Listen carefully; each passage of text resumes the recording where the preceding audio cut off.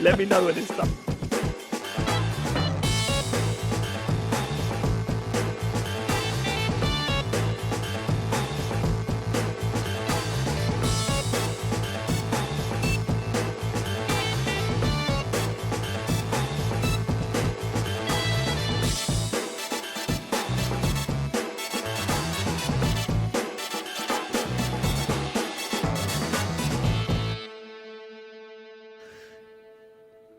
Hello and welcome to the Computer Game Show. My name is David Turner. I'm here with Matt Murray.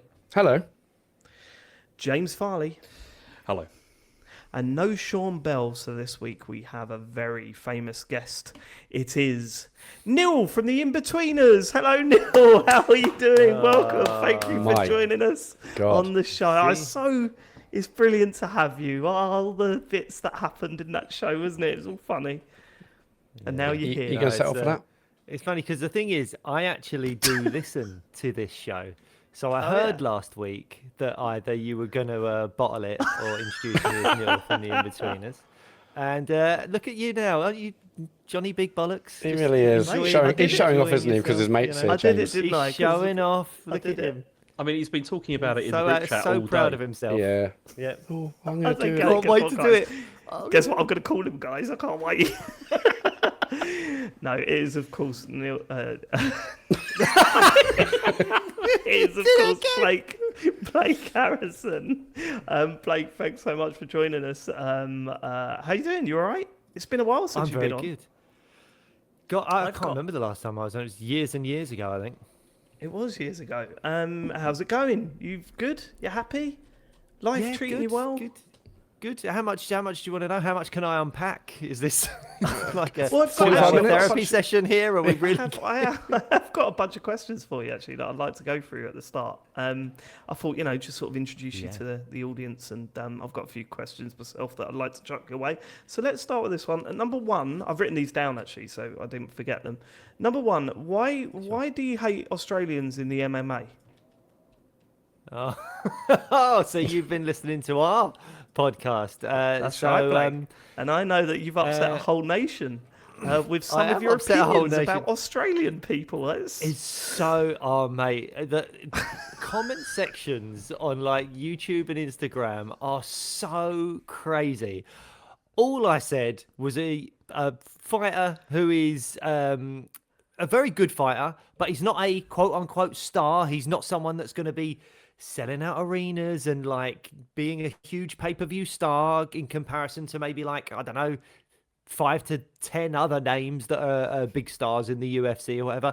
And people lost their minds. They went absolutely mental. And after he won the belt recently, everyone's like, oh, that's aged like milk. I'm like, no, it's still completely accurate. Just because you're a champion doesn't mean you're a star. There is a big difference between elite level fighters and champions and people that are stars. There are people that are losing fights a lot, but they're huge names in the combat sports world. Jake Paul will be wanting to fight them because they're a big name and he'll make loads of money. There's lots of incredibly talented champions that Jake Paul couldn't care less about because they're not big draws. Very accurate statement that upset an entire nation of people. Right, you are starting to sound like James Farley on the back foot. It's so this was on the your podcast, the MMA Fan Show, and someone you clipped it yourselves and put it on Instagram, did you? Or I'm not in charge of the clipping. He's already shirking responsibility. Someone else did you? Okay. But I stand by it. I stand by it. No, we've got someone that helps us out with the clipping. And, but I stand by it. I stand by it. Why haven't we got someone that can help us out with the clipping, Matt? Because we're not willing to spend any money. We are running at a loss. So your business model is way better than our business model. You know what, Blake? I simply refuse to do that. So every year 20% uplift of revenue. We've got to hit those targets, otherwise someone's getting fired. He's always talking about growth, Blake. Yeah, growth charts. Cannot stop talking about growth. Yeah. At least he stopped sending those Excel sheets at the beginning of the year now. Well, I'll still make them. I just don't send them. No, you just stopped going to the AGM. You miss all that. Just me. Question 2. Have you pre-ordered a Switch 2? I thought you guys took up all the pre-orders already. Oh, No, that's just James Farley. nowhere near. There's no pre-orders left for There's Switch 2s, as far as I was there's at aware. least 10 out there, Blake. I think Right, okay. I cancelled one of mine this week. It's fine. There's one out there Oh, floating great. around. Okay. I should have told I you. can't believe you've got no interest in getting a Switch. Have you not seen Mario World? It looks ridiculous. Do you know what it is? Is obviously you guys are very much hardcore gamers, and I We am are, a yeah. lot more of Thank you. a casual gamer. And I suppose my gaming's only picked Get up off a my bit show. over the last. Yeah, I know. Well, you wait till we do what we've been playing this week, and then your fans will be hating me for picking what I've chosen. No, I think they love The Sims actually, Blake. So let's not get ahead of ourselves. I just love it when they slap each other and high five. What can I say? Yeah. I'm someone that's kind of like at this point I'm like I've got enough on my plate with the PS5 and playing whatever I'm playing there in and amongst, you know, with the limited time you get to play these games when you're either working or dealing with the kids or whatever it is. So the thought of paying for a Switch 2 is just not, it has no interest to me right now. At some point I may get one, but it definitely won't be for a while. I mean, it took me, I didn't get a PS5 until not the Christmas of 2023. That's when I got my PS5. So that it was already out for like 3 or 4 years, wasn't it?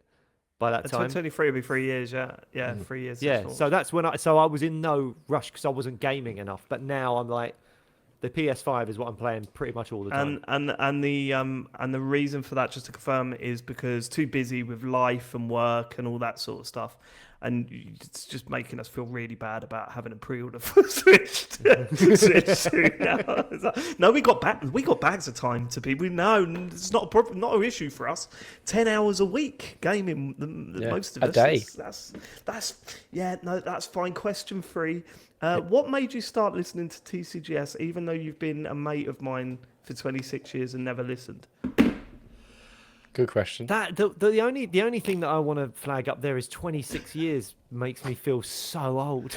It's a distraction. And though. Yeah, he's deflecting. He's You're deflecting. deflecting here, aren't you? How on earth have I maintained a friendship with you for 26 years? Yeah, a lot of my friends think that with them, don't they? I mean, Yeah. James should have dropped me as a friend years ago, shouldn't he? Oh yeah, I thought about it. You'd have quite a been few better times. off, but just slightly less famous. So Is it's it sort too of much like, effort to drop him as a friend? It's just that is too much effort. I think. I mean, I don't want to break his little heart. You know. That's understandable. I'm like little Jack Russell. Is that what you're saying? Do you see me as a puppy, James? Is that where you're going with this? Yeah, pretty much. Yeah. Okay. Okay. Well swerved there, Blake. Do you still listen to TCGS? If not, what made you stop? I have been listening quite religiously, actually, for the last few months since my gaming has picked up a notch. So since I've been doing a lot more gaming, I have been listening, pretty much not missing a single episode. And when I was out filming in Australia a few weeks back. You were a great comfort to me, guys, especially on the plane and on the stopover and on that long flight. So thank you very much. Really Brilliant. good show, isn't it? Really brilliant Really good. show. I haven't played any of it yet, but I'm. Really. I I'm, kind of very imagine much- you gone and in your trailer, maybe listen to it. Tom Cruise knocks on the door. Like, Tom, I can't right now. There is it's just doing the socials. I can't in 5 minutes, maybe 5, Yeah. 10. I don't know. No, absolutely. Just like, and then I'll just say to him, look, listen to these guys. Yeah. When you're back in your trailer, Tom. And then which you is obviously understand. the same size as mine and in no way much bigger. Imagine him listening going- to Farley's listen to these Fantasy guys. Zone as he's driving a fucking bike off a cliff. Just heading off out to work for the day. I got heard he one was more. playing Farley Bird actually. While he was Game driving of the that year, bike. mate. That's why he crashed the That bike. is a good one. Did you play it? I did, you play yeah. Farley I was Bird? terrible at it. I was really, really awful. I got to like 4 or 5 points think or I whatever it was. That remember- was it.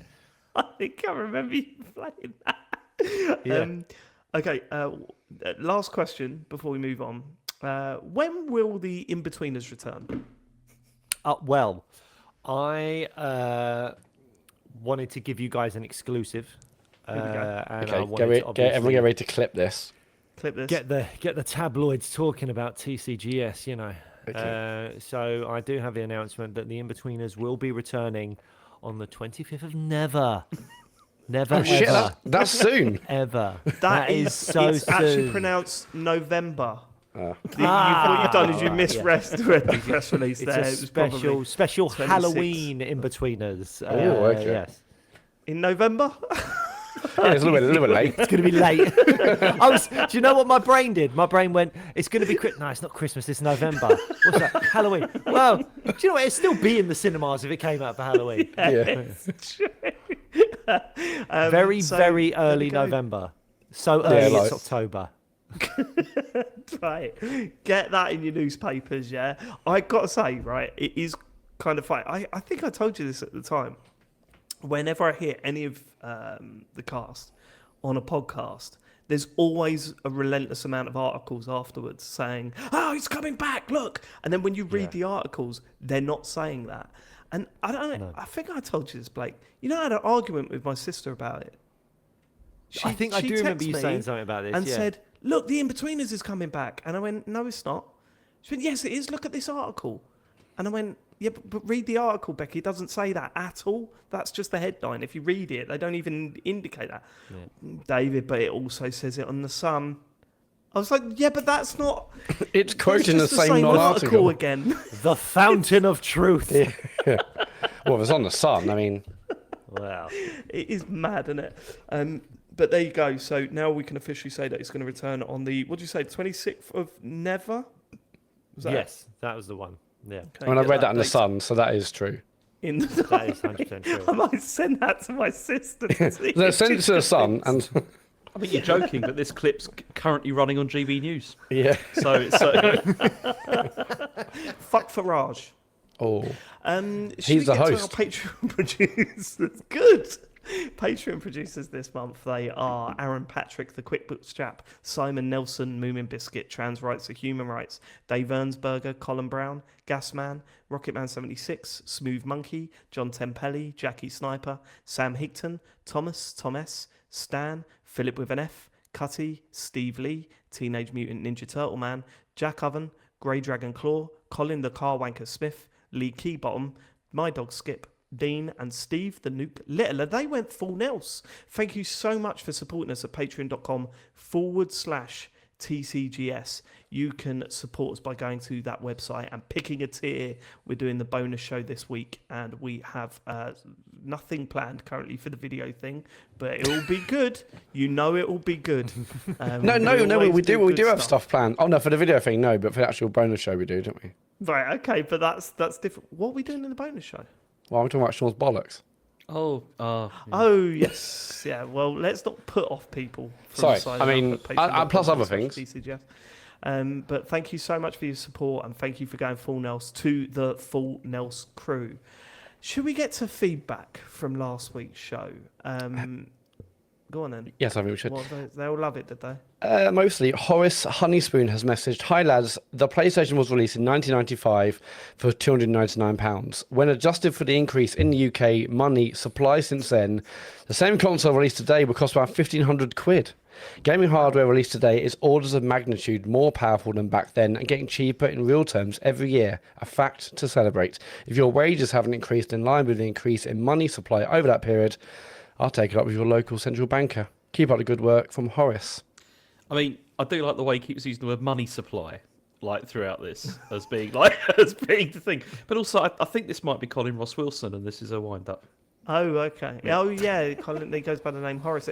I don't know why I bothered. I worried about where Colin Ross Wilson had gone because I'd not heard from them for a while, and then I realised they just change their name every 5 minutes, so it's turned into one of those things. Yeah. You had a brand, Colin Ross Wilson, and you gave it up. Yeah, he lost it. Okay. Luke Summerhays, howdy fellas. A couple of times recently, one of you has brought up the "If I Ever Were to Lose You" song from Last of Us Part 2. He hasn't played Last of Us Part 2, Luke, and he's not familiar with the Pearl Jam version either. So to me, that song is just the song David sang at the end of a Gotti show once. Also, in Monster Hunter Wilds, there's a wistful little tune plays whenever you're sat in your tent arranging your gear. Every time I hear it, I'm reminded of David's warbling song. Wonderful stuff. Love you guys, from Luke. Blake, you never played The Last of Us, did you? No, I struggle with zombies. They do just it just freaks me out. I'm a very slow person and I live in a very busy city. So if the zombie apocalypse happens, I'm screwed. So I don't But want like to. I'm with you, right? Because watch or I play was any of never that. into horror stuff. I don't like scary games. I don't like scary films. I don't like scary TV shows.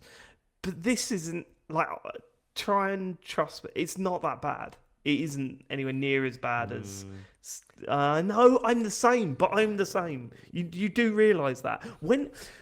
As I said, when we were kids, we were in our prime with watching scary shit. Did we watch a single scary film together ever? No. Exactly. We didn't. We just played Time Splitters, and even that got a bit creepy at times in that first level in the with the zombies in the dam. Oh yes, it was the Siberia episode. yeah, the Siberia one. It was scary, right? But we made it through. I can highly recommend The Last of Us, apart from the bit where one of the characters, no spoilers, sings, "If I ever was to lose you." I assume, like, you're not also interested in a TV show, or have you watched that? Well, actually, because it was such a big hit and it was doing very well, and me and my wife are very big Pedro Pascal fans, we did watch Series 1. I haven't seen any of Series 2 yet, Okay. but we did watch Series 1 and we loved it. And that third episode Yeah.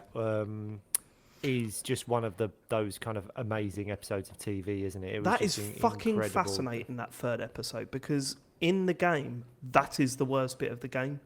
And it was as if they Really? went, right, yeah, the character wasn't very well handled, the situation wasn't very well handled, and it had a boss fight in it for absolutely no reason in the build up to it. And what they did, I mean, fair play. They must have looked at that and just gone, do you know what? This is probably the weakest part of the game. How do we now make this the best part of the TV series? And they fucking nailed it. That episode's so Yeah. good.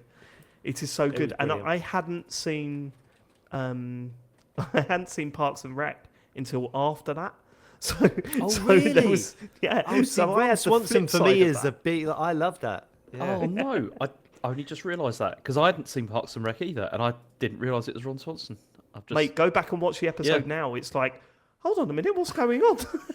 It's such a different character. It's fucking great. I think he's also like the weird pirate Lego thing in the Lego movie. Oh, is he? Do you remember the Lego movie and there's like a pirate Oh, yeah. guy? I had to watch it. Yeah, about It that's sounds four like the times kind of role we time. would take. Yeah. But yeah, I think you should. Sorry, you should play Last of Us because they are for me like the best games on PlayStation. There's such like, cinematic experiences. At least give it a go. Well- but then, you know, tough start for both. Yeah, you're right. Nick Hoffman was Metal Beard. That was the character's name. Metal Beard. Yeah, good film, that one. Good film. Next. Colin has messaged, Sinners, this is a quote, Sinners is my film of the year so far, though. It's such a Matt Murray thing to say. Keep it up, fellas, love you. I mean, Why is that? it's kind of, I think a lot of people say it's one of the best films of the year. I don't see, why is that a me thing to say? It is Oh, because a horny everyone's film saying about, it, so you say it, is that? oh, well, that I'm it? allowed my own thoughts, mate. So I Yeah, can do what I want. but okay. I'm not saying anything. I'm just. No, I mean, repeating it what the is feedback one of the said. best films of the year. Now I'm watching it, I think we'll agree. So up yours. I wonder if this is Okay. also Colin Ross Wilson, and this is like double trolling this week. That What are sounds you, the like- Colin Ross Wilson detective? What's I'm going just on? very, I'm just very suspicious. He hasn't been around for a long time, and then suddenly there's 2 emails. It's a bit weird. Okay. All right.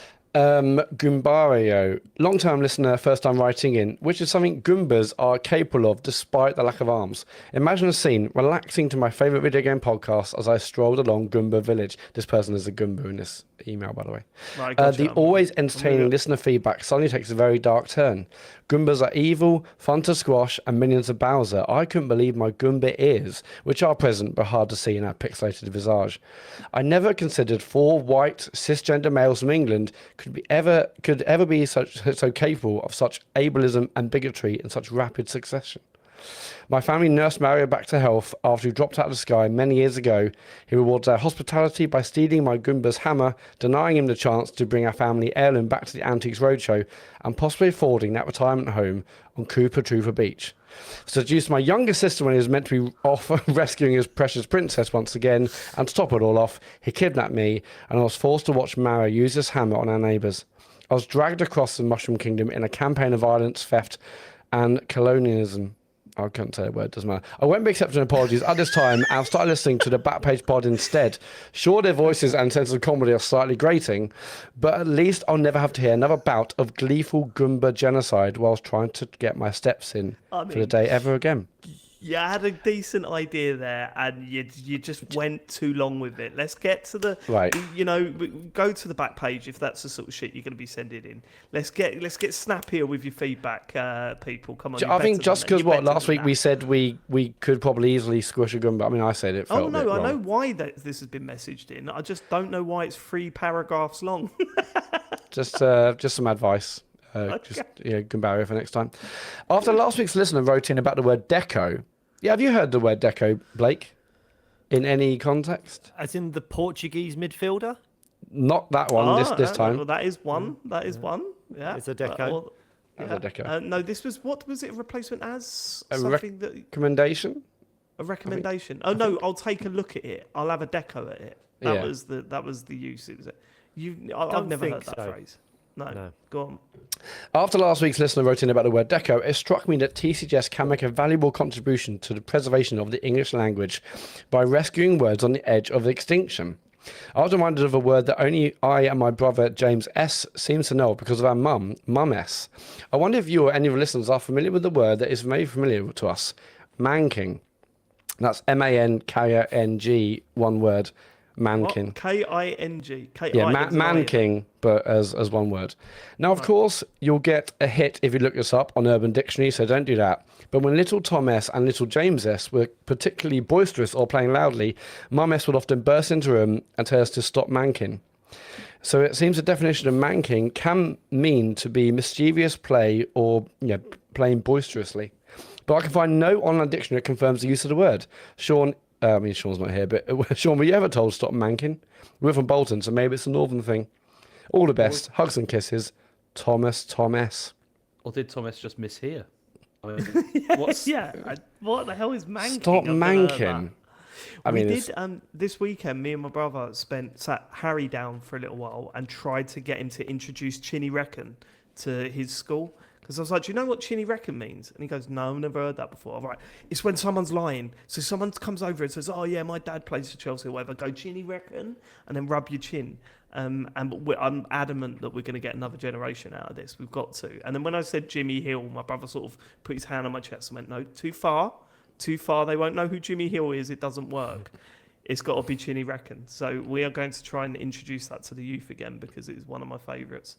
I mean, the one we had, of course, Blake, in our school that no one else ever used was the word wounce. I was just thinking exactly. But I've heard the word. Have I heard it from you, or it feels like it's a word? It would have been. It wasn't. It wasn't from a show. No, our friend Random Jack come out with it once, and he said it's what happens if someone falls over, you go wounce. So if someone does something stupid, you just said wounce to them. And missing an open goal, we said wounce. Yeah, missing open goal, wounce. There's lots of tripping over in my examples. There's just tons of people tripping over in my example. I think we were walking down the road and an old lady opened up an umbrella and it flapped around the other way.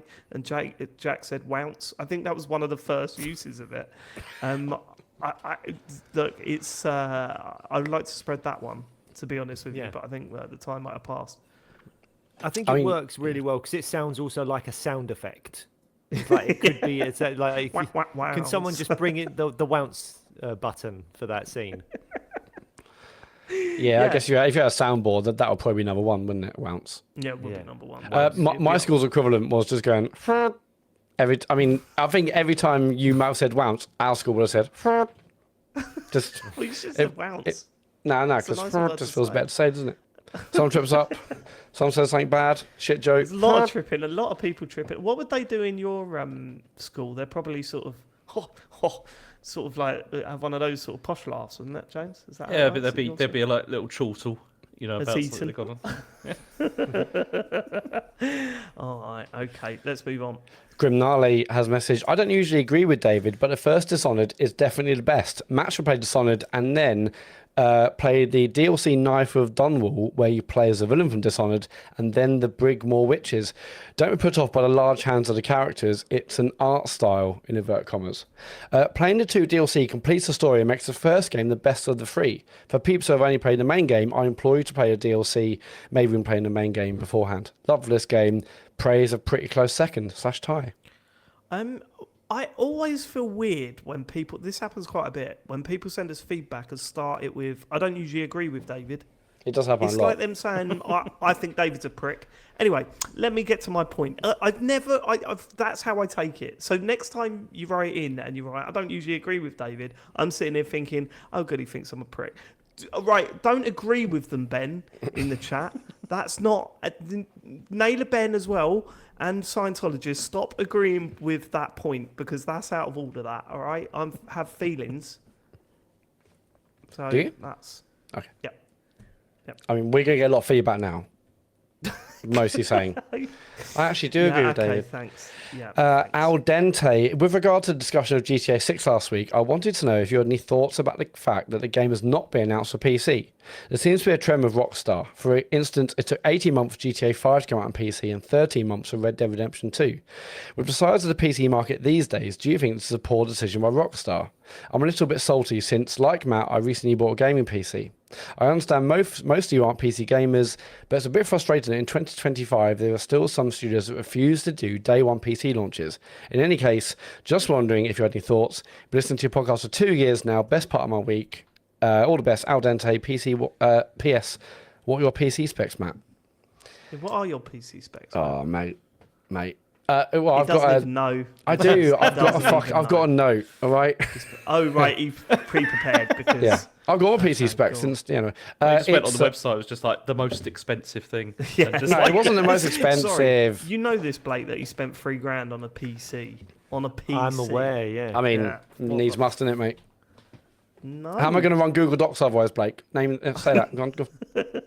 Can't. Cannot run Google Docs without that kind of level of No need PC. to call him that. Go Ah, on. that's not. What, Yeah, what, so what are your specs? I've got.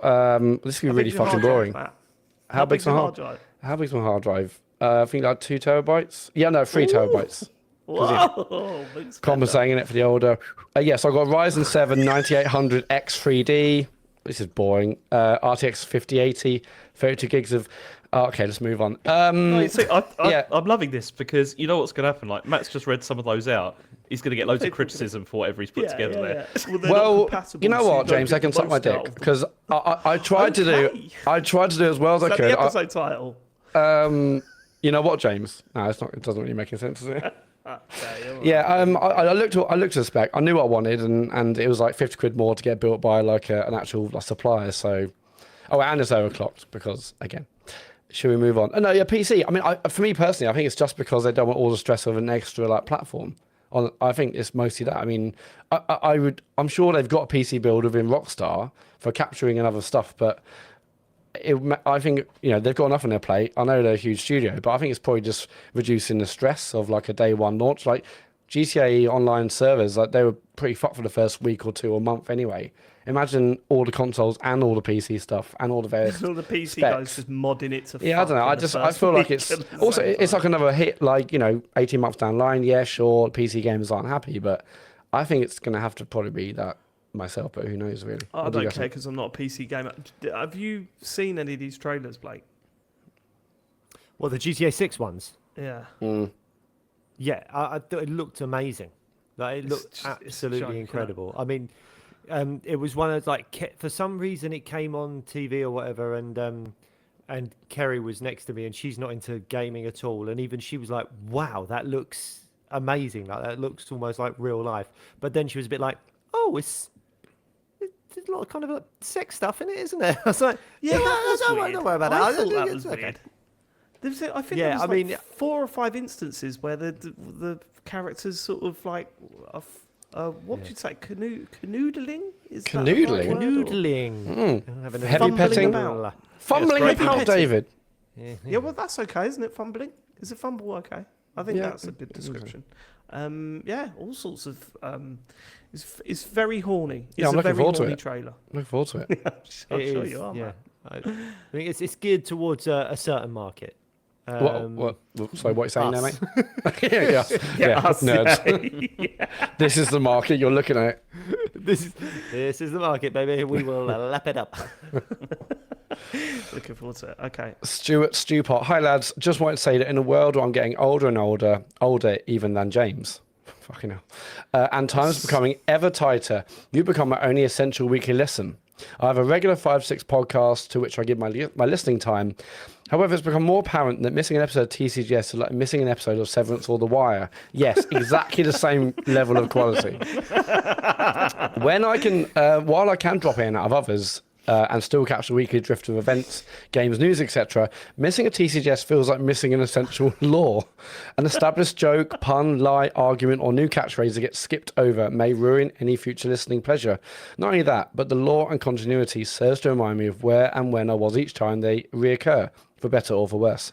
Needless to say, love you and what you do, and as a ADHD aside, you'll be pleased to know that Man of the Nature has become a firm verbal tick of mine over the last few months. Bless you all. It's my favourite thing that's happened on the podcast for a while, that the song. I would have dropped it if Sean didn't laugh so hard at it the first time I sang it. So, yeah, no, thanks for that. That's a great email to me. That's exactly what I want as well. I want people to pick this podcast up for the first time and say, I only understand about 12% of it. The rest of it is jokes that I just don't get. There are times where we talk and make jokes about people that haven't been on the show for like 5 years. When was John Denton on? It was probably more than that. Probably 8 years ago, and we talk about him all the time. It's weird. It's within the last 5 years, I bet. You think? No, because it's when Isaac was just born. Isaac's now 7. He's 40. We're going to end with Dean Chillmaid. Hi, chaps. Just wanted to thank David for banging on about Kingdom Come Deliverance 2 every week for a little while. I finally picked up a couple of weeks ago and it's absolutely fantastic. It's one of those games where I probably would have never tried without the discussion about it on the show. I'm about 18 hours in, just past the wedding and what comes after. Yeah. I don't think I've ever played a game that feels this immersive and lived in. I hope that come Game of the Year time, you can all talk about more openly the little adventures and stories that feel unique to your own experience. One of my favourite bits so far, no spoilers, is being the anti-wingman for a certain character at every interaction. Thanks again. Love the show as always. From Dean. Yeah. Blake, this is your next game. You need to put this on your list because I know that you'll love it. It's very much on my list because of you speaking about it on this show. It's made me very, very interested in playing it. I maybe was going to ask you guys at some point on the show what to play next because I've got a couple of options to go to, but I can save that for whenever works for you guys. Oh, this should be up there because I mean I remember I told you about you were a massive fan of what was the Star Wars one? Knights of the Old Republic. Knights of the Old Republic. That was one of my favourites of all time. Yeah, I love that. Yes. Yeah, and this isn't of that ilk. Like it is a different game to those. It's like more of a Fallout game, but the conversations, the relationship stuff. I think you'll struggle for like first couple of hours because it looks like it's way too overcomplicated and there's too much to think about. Yeah. And then when you realise that as long as you keep yourself fed and you go to bed at the right time, then the whole thing is just a big, let's see how I can handle all these relationships in this little town or whatever. And oh my God, I need to go back to that game because I got to a point where it was like, this is where it really, really takes off. And then I had to stop playing it to play some other stuff, but I need to get back to it really. But yeah, what a game. You'd love that. Did just some real-time feedback. Sorry, no, go on. No, games that are too open scare me a little bit. Like, well, you're gonna be fine. I almost like I need some kind of structure. I need some kind of linear pathway to help me through a game. Otherwise, I can just get a bit too lost in it. Like something came up. I played only about 8 hours of Red Dead 2 because I don't know, something just happened where I maybe had to go away for work or something like that, and I never got back into it. But I found myself for a good solid chunk of that just walking around the woods and trying to get like animal skins, and I'm just like, this is not what I should be doing with my time. But you just get lost in it, and games that are too open, it's almost it sucks up too much time. I need a linear pathway in a story or something. I I think get that. this though. But just try and enjoy the going off on one, because it's different to say. I'm sorry, James. It is different to Red Dead in that, yeah, you're going through forests and hunting and all that sort of stuff. Whereas this one, you're going to another town and starting a conversation and then opening up a new story, and you can focus on that story. It's like a million different like small stories in an area, and you can be a part of all of them. Sorry, but James, what are you going to say? But it also does a pretty good job of like introducing you to an area that's not massive, like to begin with. Really, it looks like it is, but actually it's quite focused. Like all the stuff that you can do and all the things that all the sort of place, and then gradually it opens up and gets bigger and bigger and bigger as you sort of chat with people and stuff like that. But it's the first 5 or 6 hours are rough. That game, and then it that's still not always the bit that's sort of it hard, gets better. the hard sell of that, isn't it? Yeah. What was the other game? Did you play? You didn't play the Fallout games, did you? No. Yeah, they were quite good, but that's like quite hard to recommend at this point because they're so dated now. And what about The Witcher? Did you play The Witcher? Witcher 3 I loved. That was like the last game I kind of properly completed until I got the PS5. That was Right. I loved that. And then when I got the PS5 like a year and a bit ago, I smashed out Spider-Man 2, God of War 2018, Hogwarts Legacy, which was it was all right. And Astrobot I loved. I was about to ask for Astrobot. Do you know what? Astrobot was so good, and I was listening to your Game of the Year thing, and Dave, me and you were competing so heavily to kind of beat each other's scores on the speed runs on Astrobot, and we were constantly texting each other about how brilliant that game was, and then you let it get pipped by Balatro, and I was fucking furious with Tell me you. about it. I was so upset about it. And I'm going to say I haven't played Balatro, but there's no way it's better than Astrobot. And if you'd have listened to the 400 episodes before that, you would notice that I'm still angry about Red Dead not getting to number 1 and Titanfall 2 getting kicked out in the first round. So I understand your issues with my choices in that show, Blake. Just bitter. However, fuck those guys. I needed to get my own back, and I've done it now. I've done it. It's done now. So we start. Wait, is it done? Field The cycle of violence continues this year, I think. Well, if you want to continue, mate, I will bring everything I've got, and I will break. Good. You. Well, I'm excited for Kingdom Come to go out in round 1, basically. It's not happening. No, I think it fucking will happen. No, because Exactly. everyone loves the game. Fuck. A few deals might already be in the Why works. didn't you add it as a wild card instead if you're so confident about it? Well, maybe I will. Good. James, just do your usual and win the vote. Have you guys got a deal already?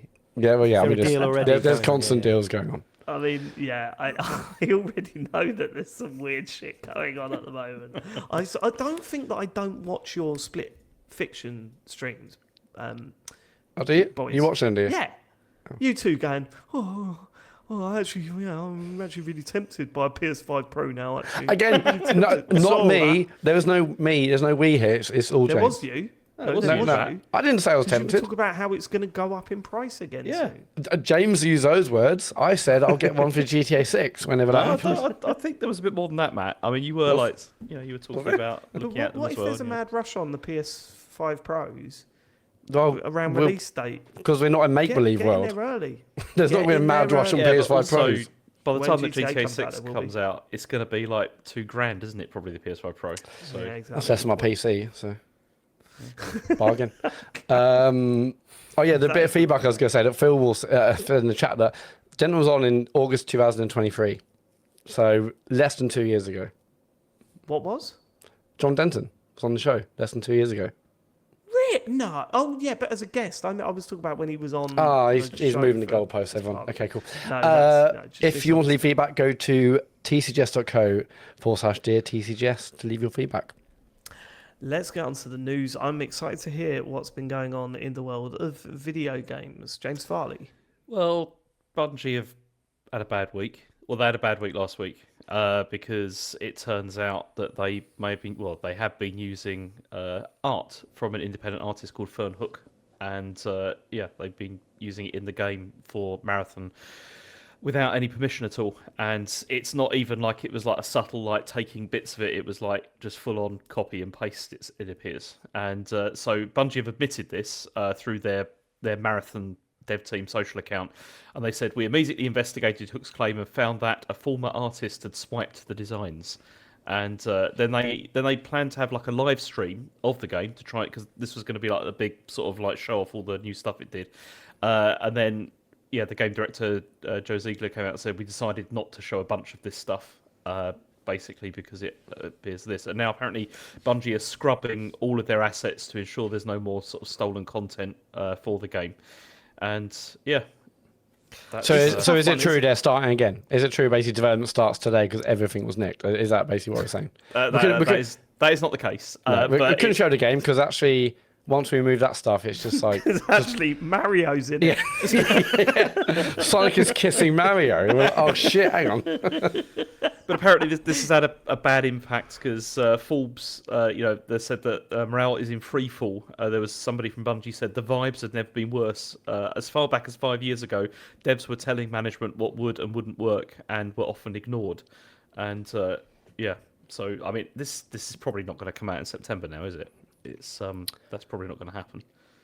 Well, I can't see that being that widespread, surely. Yeah, but if you look at it, like the stuff that was nicked, it's like the entire visual style for the game. No, you can have an aesthetic, but it's like the actual designs were nicked in this case. You can have like a similar aesthetic, can't you? But yeah, I know, but it's still I don't know where I sit with all this, because there is part of me that's like, as a developer, you really need to be fucking sure that none of the stuff or the assets in your game is stolen. Like, you need to be on that. And if they're now saying, oh no, we're going to do this where none of the stuff's going to be, well, why didn't you do that at the start? But then maybe this did take them by surprise, and maybe what they're saying is all true and it was a former employee, and if that is the case, if it was a rogue employee within their company, how do they pick up on that? I don't know. There must be ways. But holy shit, it does not look good, does it? A story like this really does not look good.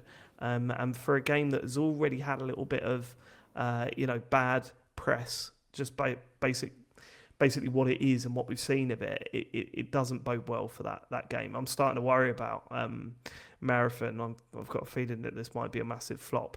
Play that again in 5 years' time when it's the biggest game that's ever released, and let's see what happens. But it's I don't know. You know, when you get a strange feeling about a game just before it comes out, I'm starting to get that with this. I think this is going to be another Anthem, in the sense that it's yeah. Well, that's yeah.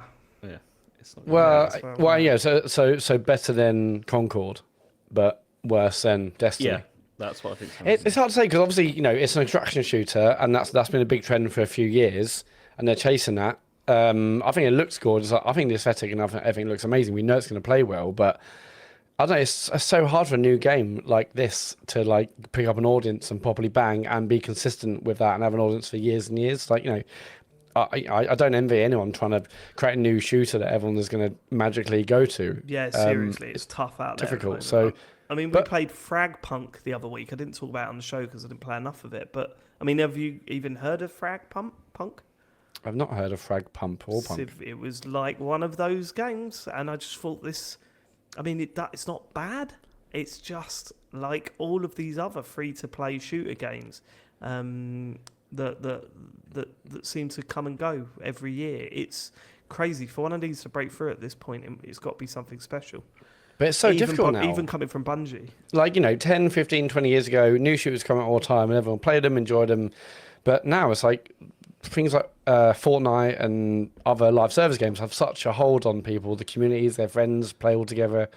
Like, it's just harder and harder. I can't imagine what's going to be like in 10 years where it's like, okay, there's no point releasing anything multiplayer because people have already got their homes and they're not willing to leave. It's crazy. It's almost like it wasn't a great idea for Sony to say that they were working on 10 live service games. Like, no, but they have cancelled most of them, haven't they? Well, at least that's we what said the that at the rumors time, wasn't it? It was a weird direction to go in.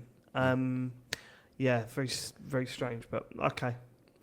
Next story is that Darth Vader's been swearing in Fortnite. Which move on. Great story. I've heard enough. Weird thing.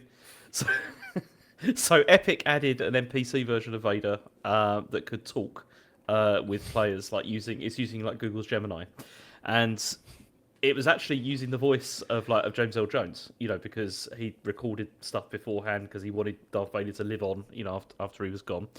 And so then there's like reactions in real time. So obviously streamers got on this, and within 90 minutes after it had been released, one of the streamers got him to say, "Freaking fucking, such vulgarity does not become you." So that wasn't. Was that Empire Strikes Back or what's? Look, get it on a Sith. t-shirt. Yeah. Get it on a t-shirt. Okay.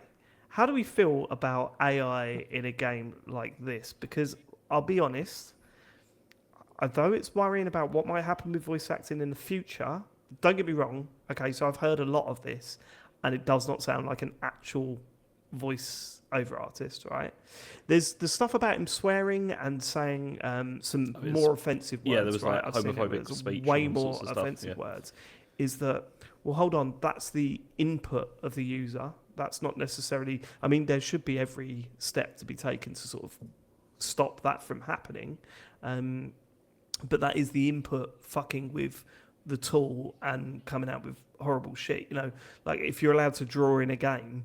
And you draw a penis, that doesn't mean that there's a penis in the game. That means someone's drawn a penis in the game. Do you know what I mean? It's like, but I heard this news story today. I came home and said to my son Harry, "What's all this about Darth Vader in Fortnite?" And then he showed me. We entered a game in Fortnite just before recording this pod. And what it is he said, right, you need to go to this area, and if he spawns, if you kill him and you're the first person to kill him in the game, he enters your party chat and you can chat with him. And he follows you about and attacks people with you. And I went, I'm going to give this a go. And it was one of the best things I've ever done in a video game. We were belly laughing, Matt. So he actually joined the party chat, or was that a joke? He joins the party chat. You have to hold right on the D-pad, and then you can talk to him, and then he responds. So instantly, I'm telling him about Millwall Football Club, and this is just a clip. Millwall. I am familiar with their reputation for passionate displays of territoriality. Is their aggression as effective on the pitch as it is off, stealth specialist? Right, so then he was calling a stealth specialist, right? He was calling a stealth specialist over and over again. And then Harry went, I don't want you to call me that. I want you to call me my name. And he said, what is your name? And I said, Harry. He went, okay, Harry, from now on, I will call you Harry. And I went, right, well, my name's Quozo La Bom Bom. What are you going to do with that? And then... A computer game show, Clozo La Bum Bum. This podcast of yours sounds marginally more productive than focusing solely on collecting llamas. Tell me, does this Matt Murray understand the power of the dark side? Okay. He knows my name. A That's Wookiee good. tattoo on his person. This Matt Murray appears to embrace the basic Clozo La Bum Bum.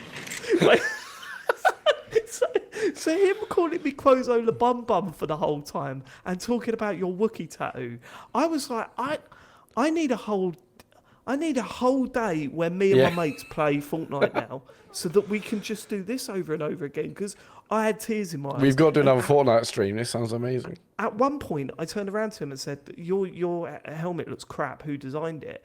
And Harry texts me because he can't talk, obviously, because we're both talking to Darth Vader and hear it. He texts me and said, "Don't upset him, because if you upset him too much, he goes crazy. He has a go at you, leaves the party, and starts attacking you."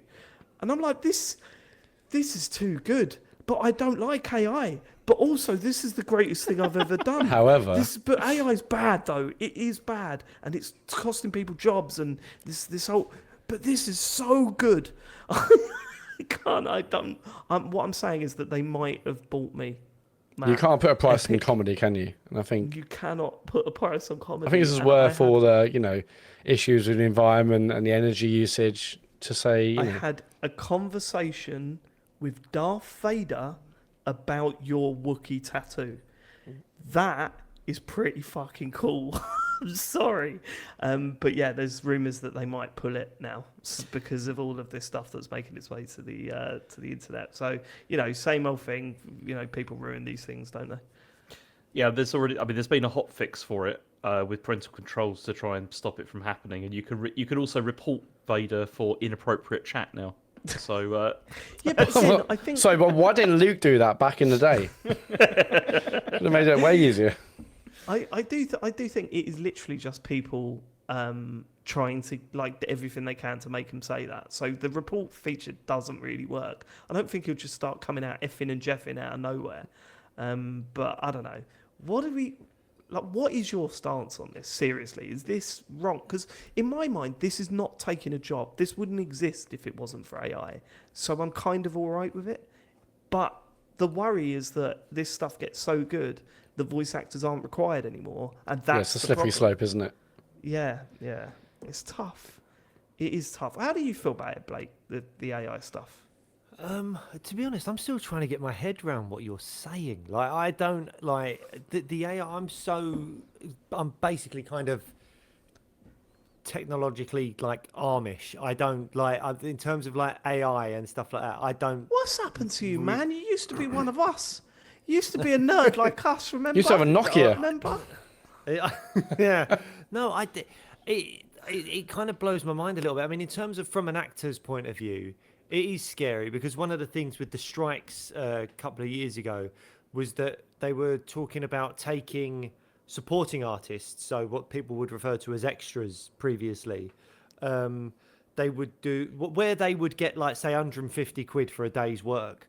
They were bringing them in, and they were going to say, "We're going to scan your face, give you the 150 quid." But then we can use your likeness and stick you in the back of shots in all sorts of stuff for the end of time.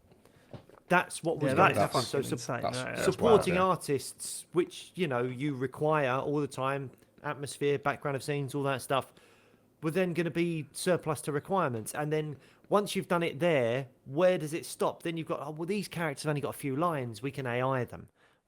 And before you know it, you're throwing on Netflix and you're going, I want to see a Western starring Heath Ledger and Marilyn Monroe. Can you just sort that out for me, please, AI? And they'll do it, and then no one's got a job anymore. And so it is scary. I mean, in terms of that film does sound good, though. Oh, it sounds awesome. Yeah, no, I really want to see it. I would be there day one, so I'm torn. People's livelihoods, my entertainment. It's always a delicate balance. It is because Darth Vader was talking about Millwall Football Club. You know what I mean? Swings and roundabouts. So what happens with that? Does every time you get Darth Vader on Fortnite, has he then remembered all this stuff?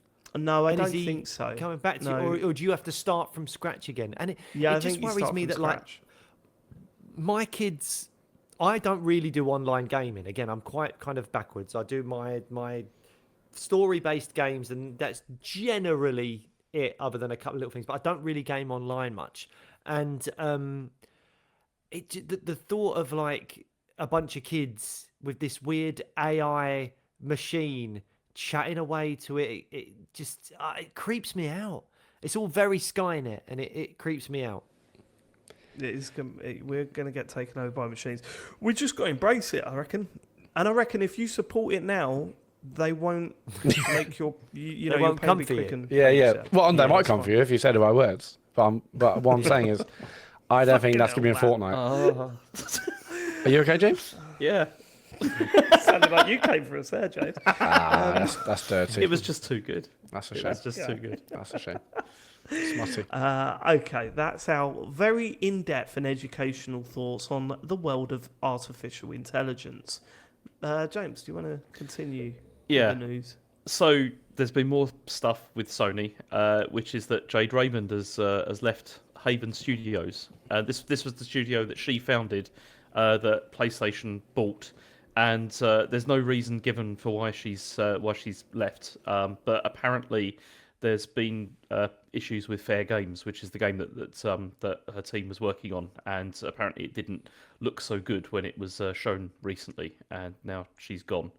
And Sony said Jade Raymond has been an incredible partner and a visionary force in founding Haven Studios. We are deeply grateful for her leadership.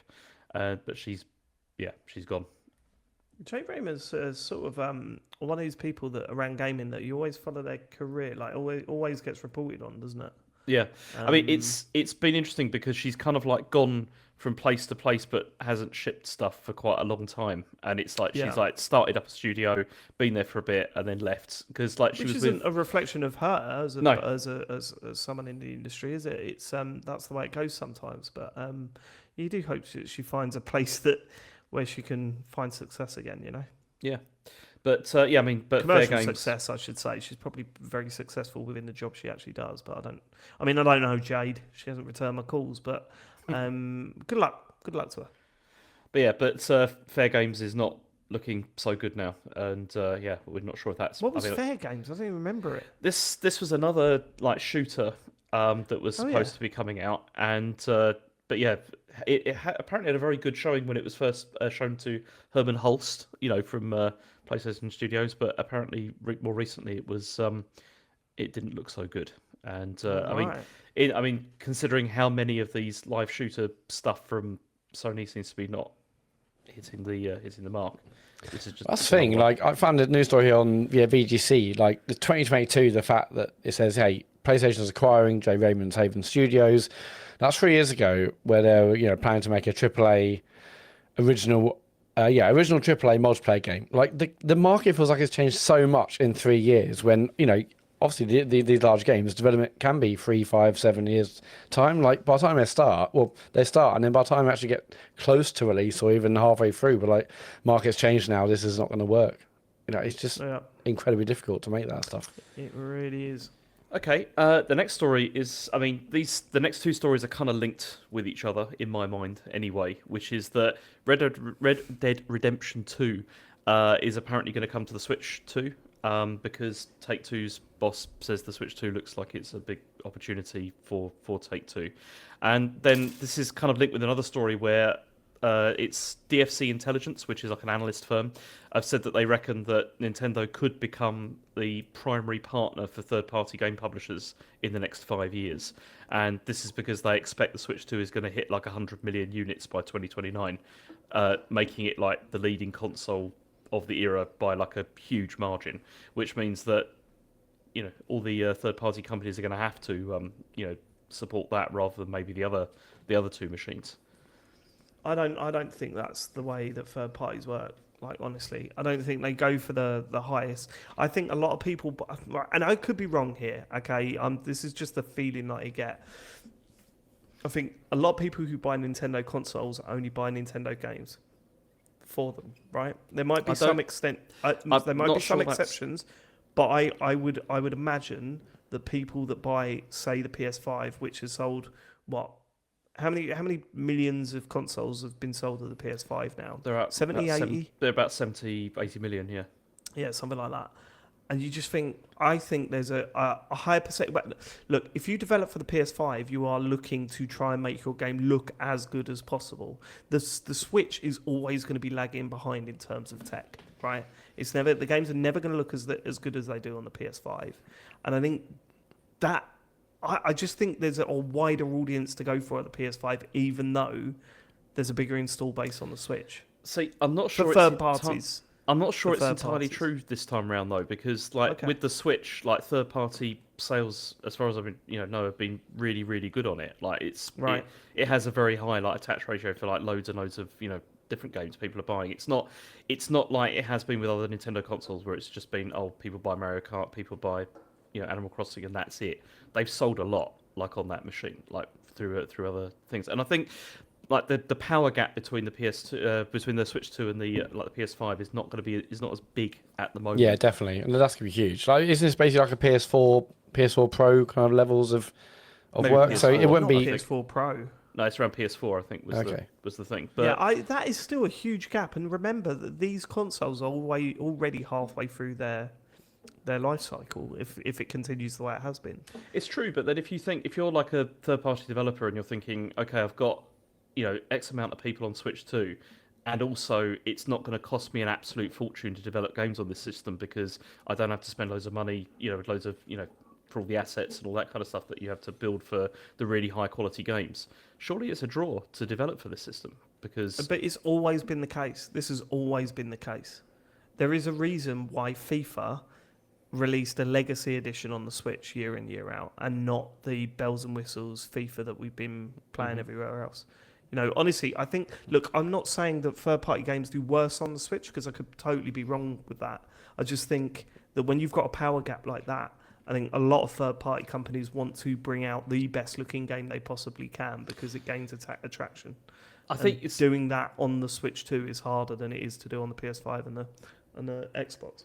We don't know that yet because we don't really know what the Switch 2 is going to be like. But then, I don't know, I just think the power gap thing, I think, is less of a problem at the moment. Well, hold on. Look at the third-party games that come in for launch on the Switch 2. You've seen what Split Fiction looks like.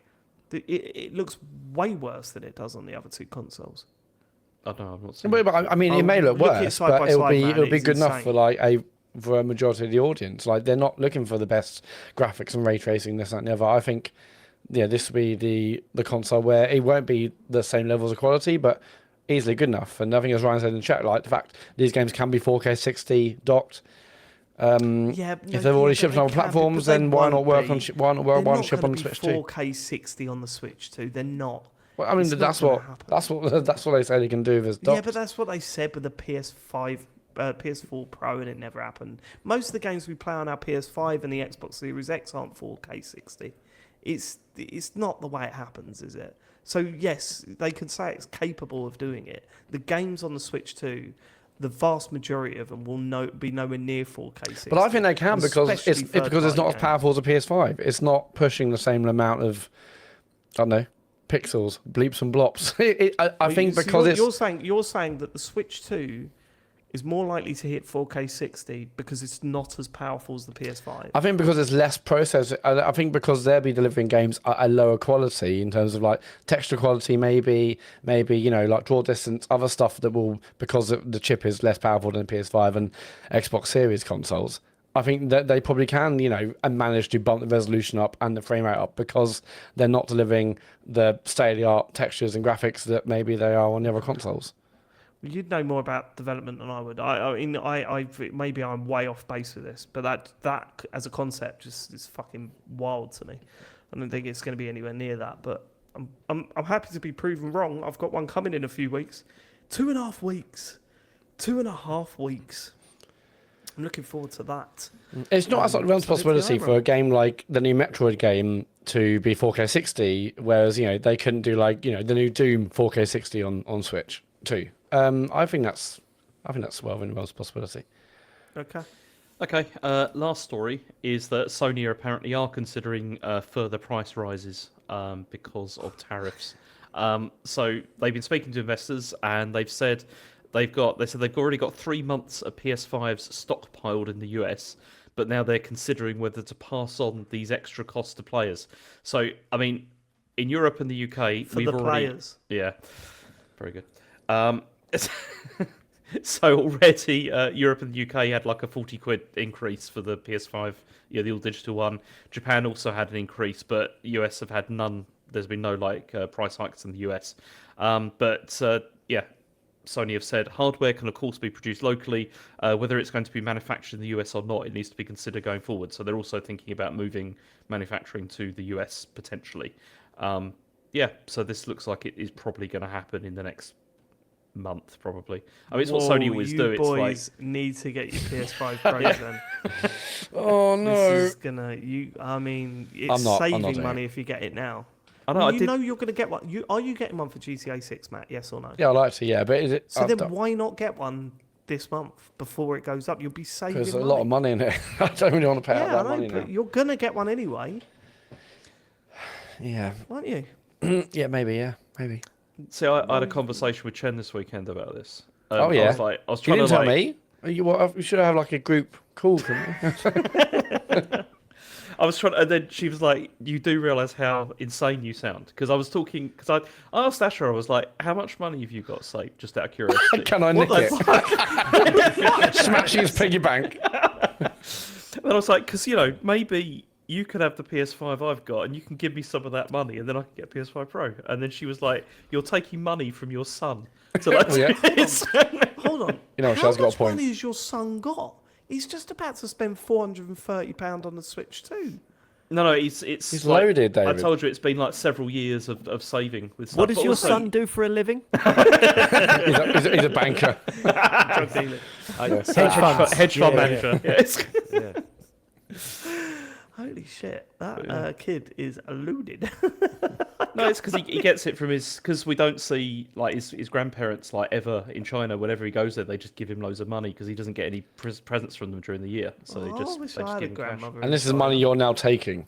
Yeah, I was considering it, but then Shem was like, Yeah, "That sounds really bad," and I was like, "Yeah." It Oh, does. you're I'm gonna not get do that. just get one. Can we just get one so this narrative is done and we're done? No, because I can't afford just- one at the moment. It's not gonna You happen. can afford one. You're can't. fucking loaded, James. I'm not loaded, You and I are can't afford loaded. it. You fucking full of it.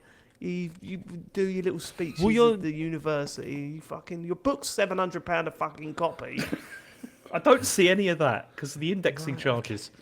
But yeah, go on. Would your Oh, son no. loan you the money Yeah, with Oh interest. yes, he fucking would. with some interest? Like, they would teach him. It'd be like maths homework for him. Like, you've loaned Daddy this much money. Yeah. Daddy will owe you this much money. And APR is the number. I'll just Yeah, have to no, make six monthly payments, and then it's all done. There's a reason why he's not asking his daughter because she absolutely would tie him down to a contract with ridiculous small print. It's true. I mean, yeah. What was the contract you had with your daughter? Oh, What was that story again? there's been loads of contracts like over stuff. Yeah, it's perfectly normal, Blake. Just loads of contracts at his door. That's fine. That is just. We'll move on. She sent it to- she subcontracts her work to Asher sometimes as well. Like, Didn't she send one of the contracts to your dad so he could proofread it? yes, before sending yeah, it she over to did. you? Yeah, she was like, "Is this reasonable?" She is the absolute best. Is that it for the news this week? That is it. Yeah, we're done. Cool. Well, then let's get back. Let's get to what you've been playing, and we should start as we always start by talking about the new big release of the week. And this week that is Doom: The Dark Ages. We've been playing it, Blake. You've not been playing it. Have you never played it? Got into Doom, Blake? No, I've never played a Doom game. You never played a Doom game? Have you heard of Doom? No. I've heard of Doom. He's heard of Doom. He's heard of Doom. It's around shooting mans, doesn't he? He shoots demons.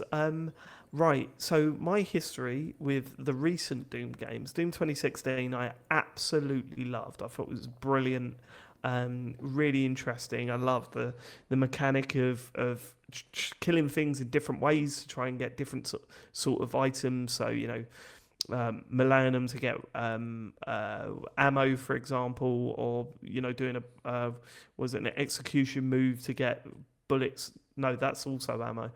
Health, I don't know, I can't remember. There was a system, But it was also because there was like a flow to the whole thing, wasn't there? Which was cool. it really was. Yeah. Doom Eternal, I mean, well documented. Sorry, we're going to get a lot of abuse again, but hated it. I just thought it got way too overcomplicated with all the modifications to all the weapons. So each enemy, you had to kill them in a specific way, but it was far too fiddly on a controller, selecting the weapon, then selecting the mod. And yeah, it just became a bit of a ball ache to play. I didn't like the platforming elements that it introduced to it. Overall, I was really disappointed because I was such a big fan. Doom: The Dark Ages comes out, and I have no interest because I think this is just going to take what Doom Eternal did and take it to the next level. And I was already pissed off at that level. I don't want to go to the next level, but it doesn't at all. And it turns out that I fucking love this game so much that I had... Do you ever play a game, James, where you're gripping the controller and you're playing it and you can feel the excitement of playing it up your arms? Like you're... That's a heart attack, isn't it? It might be a heart attack at my age. It might be. No, it's a really hard thing to describe, and I got it with this. I was so excited to be playing this game that my arms. It was a little bit like the thing that we talked about the other week, where you have a prawn cocktail crisp and you get that weird feeling in your cheek just before you eat it. It was like that, but up my arms. It's bizarre. the Doom the Dark Ages. I don't understand how it was made, and what I mean by that is that it feels more like Doom 2016 than Doom Eternal, but also nothing like Doom 2016. Yeah. It really is so different from those two games that I'm kind of surprised that they just went, fuck it, let's do something different. And they didn't just go, no, let's do this formula again. This is a trilogy we're trying to do. It feels totally different. I don't know where you sit with this, James. I could be wrong. Not in the way it plays, but do you get like Gears of War vibes out of this? Yeah, yes, particularly because of like the shield and all that kind of stuff, and the like the grinding of stuff, and it's but the also shield, and also the fact that it asks you to do just different things out of nowhere. Yeah, like there's a whole level, and spoilers if you don't want to know anything, but I'm sure you know by now. There's the whole level where you're just riding around on a dragon, like fucking dragon, like Panzer Dragoon. It's fucking weird, and it has these little set piece moments that those two games didn't. Well, they did to some extent. You know, there was boss fights and stuff like that. But it has like a whole bit where you're on a turret just tearing them down. Like, I'm very, very different game to the other two, and I fucking love it for it. How far are you in, David? Like, how many missions? 8 missions, I think. I'm 8 missions in. There's 22 missions, right? So I'm not even halfway yet. Yeah. But I think I'm 8 missions in, so about 3 to 4 hours, I'd say. I'm just checking now. How about you? See, I think I'm just about to start mission, like the 10th one. Oh, wow, you got further than me, okay. And the thing is I was a little bit lukewarm on this when I first started it, mostly because I still don't like the visual style very much, because I think it's too murky and it's a bit really bland. looks like it's easy to say, oh, it looks like a 360 game, but there is an element of that. Everything does look a bit like the lighting's not spectacular. Yeah. There's been no moments where I've gone, wow, look at this. Yeah, it looks quite bland. And also like the cutscenes as well, like the constant cutscenes, I find quite irritating. Yeah, for some reason, there's way more story in this game, and the voice acting is absolutely shocking in places. Yeah. The characters look crap, and I don't really care about the story. They're trying to build up the Doom's, the Demon Slayer or whatever his name. lore and all that kind of thing behind it. They're trying to build it up, and they're doing some parts of it, but some of those cutscenes are long, man, especially for a Doom game. Especially because... why am I sitting watching this? Also, because sometimes, I'm probably wrong, but sometimes it feels like there's one at the end of a level, and then there's one to start the next one as well, and it's just like, this is a lot. And and Doom has always been the kind of game that doesn't need that, really, like not to this degree. Like, I don't think it was kind of funny that it didn't have that. And actually, what was great about Doom 2016 is that I didn't follow the story at all, and then afterwards I listened to a podcast talking about the story, and they're like, that first level, now you know this is what's happened up until that point. Now you know that, go and play that first level again. And I'm like, holy fuck, I'm busting my way out of this this grave, and like all the demons are shit scared of me, and it's like I didn't even notice that the first time around. It had all this environmental storytelling in there, and even though it's like very basic storytelling, there's not much of a story to do really. But yeah, that was really well done. Whereas here they've gone with cutscenes, and they're not that great. Also, while we're talking negatives, I don't think the music's very good. No, the soundtrack's not great. Which is a shame for Doom, because again, Doom 2016, one of the best things was the music. Well, what's bad about it? I mean, I've played the first level, and it's just like some. Well, how is it different to previous games? No, but if you played 2016 like that one, it's the music in that is. Really I didn't play 16. I didn't play 2016 or Eternal. So it's my first one of the new lot, and it just sounds like a rip roaring kind of heavy metal soundtrack. On a podcast, I can't remember what it was, even Nextlander or something like that. Someone on a podcast said it sounds AI generated, or it might have been on Rollmuck actually. And it's not, but I understand the sentimentality of that. Like, not sentimentality. I understand the point they're trying to make. It does feel really sort of generic, and it doesn't connect with the game as well as the music does in the other two. Which it is a shame. I think, like, in terms of the way the game plays, though, I was a bit worried when I saw a lot of the, the pre-release like videos for this, because I'm not particularly interested in this sort of like what appeared to be, for the promos, like this sort of medieval environment, because I just thought, I just don't care like about that. I prefer it was like tech. But then you find actually in the game, it's not really that. That's not really the thing. He's just got a cape, and that's about it. That's about as far as it goes with it. But then also, like, it's quite a significant shift in terms of, like, the other Doom games. I mean, Doom 16 and Eternal, they weren't, like, corridor shooters or anything, but they were in, like, much more enclosed environments, whereas this is, like, pretty massive, like, fields and stuff like that you're going out across. And for the first couple of levels, I was a bit bored by it, actually, because it felt a bit like Serious Sam, you know, in the sense of, like, I'm just mowing stuff down here. This is not What particularly... you plan on, just out of interest? Regular, like the regular. Oh, because the default is like the easiest though, right? Yeah. You should knock it up a bit. Yeah. Because I think when you go into it, it is like the lowest, easiest setting. Yeah. And it sort of says in the text, yeah, if you like the story, then go for this. But actually, I'm on plenty, I think. Yeah, I put it on basically said it's default damage, default like default everything. Yeah. But then what's interesting about it is that I felt like that to begin with, but once it got up to about, I don't know, probably about the 8th or 9th mission or so, it's like you're in this massive environment and then you're getting completely overwhelmed, and it's really cool. Like that was the point at which it started to feel, because there are so many like enemy types and stuff that it's throwing at you, all with different kind of sort of weaknesses or attack modes and stuff like that you're just like, this is superb. Like having to cut about and move so that you can sort of avoid being murdered.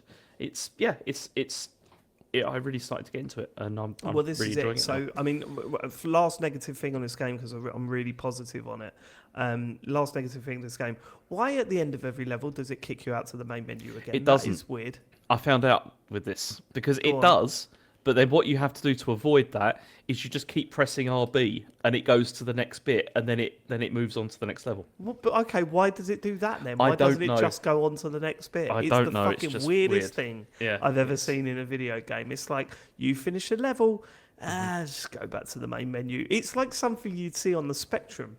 You go, this is a weird thing. Oh, well, they didn't know what they were doing back then. Oh, right, okay, fair enough. But they do know what they're doing. For some reason, it keeps doing this, and that's fucking bizarre. But look. It other than sounds that, like a parental lock or something. It sounds like what a You've had parent enough. would do, where it's like, if you go to the main menu, you'll be more inclined to turn it off and stop. No more screen time. Come on, back home, back main menu. Yeah, okay, that's better. Yeah, go to sleep, David. Yeah. It's late now, isn't it? That's where the next level is on the title screen. Go there. That's where if you want to play more, you go to it's ended now.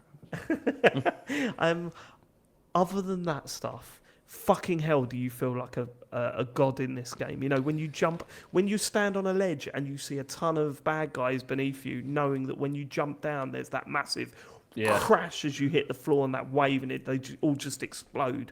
Yeah. All these bad guys just explode. Especially it's the footprints, isn't it? It's like your footsteps. You do sound like a ridiculous tank, like as you're like walking around, which is pretty cool. Every footstep sounds like a cannon going off. It's fucking great. And like there's the story is you're in the middle of there's a war between demons and different things, and you're fighting for one side, and they're sort of controlling you. And they even use the shittest but funniest line I've ever heard, where they say, "We've cleansed his mind of everything other than his hatred for demons." I was like, oh, come on. All right, okay, fine.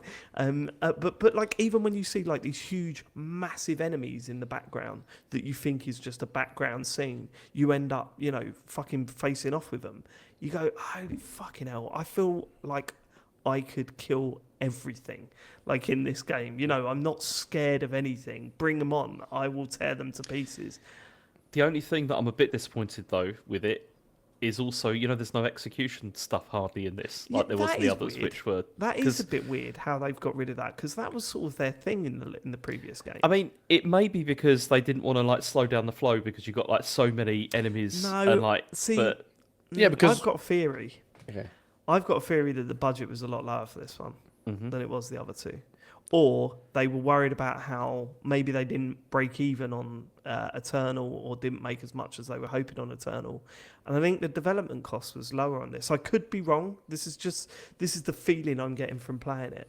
But that's one of the things, if you cut those animations out, I bet that saves a hell of a lot of development costs when you do that. But I do think it's kind of sad, because that was one of my favourite things in Doom 2016. get them down. Like you would keep shooting an enemy until they started flashing. You click in the right stick, and there'd be this really gruesome execution move that would play out. And in this game, he sort of just kicks them and they explode, and that's the execution. Although Yeah, so you when I was can- doing that, I was like, have I messed up? Because it said, if you press R when they're purple, they'll do a crazy move. And I was like, have I kept thinking I fucked up because it was just so. Oh, there you go, little kick. He's dead now. You can do the thing though, if you jump towards them and do that at the same time, occasionally you kick them to the ground and then stamp on their head until it explodes. Right, which is pretty okay, good. fine, but I wish that a bit just violent. did that anyway. Yeah. And you know, look, there are plenty of things to not like about this, and I get it. And there's a lot of people, I've seen quite a few people say that the people that said they really loved Eternal seem to not enjoy this as much. But for me, it's the flip. I mean, I am fucking loving it, and I cannot wait to play more of it. I'm just having such a blast running around killing this many enemies. I think the shield stuff is really good fun.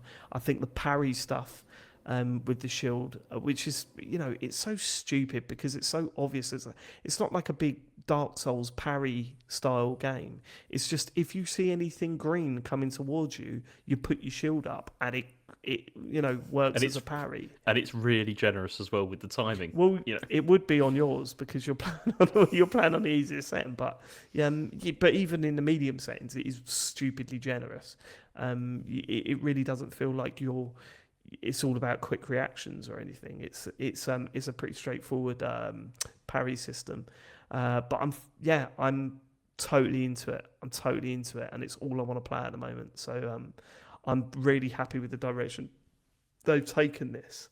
However, I'm really conscious that a lot of people are going to be disappointed like if they liked Eternal and they were hoping for more of that, they're going to be really shocked by how different this game is, while still sort of maintaining what Doom's about.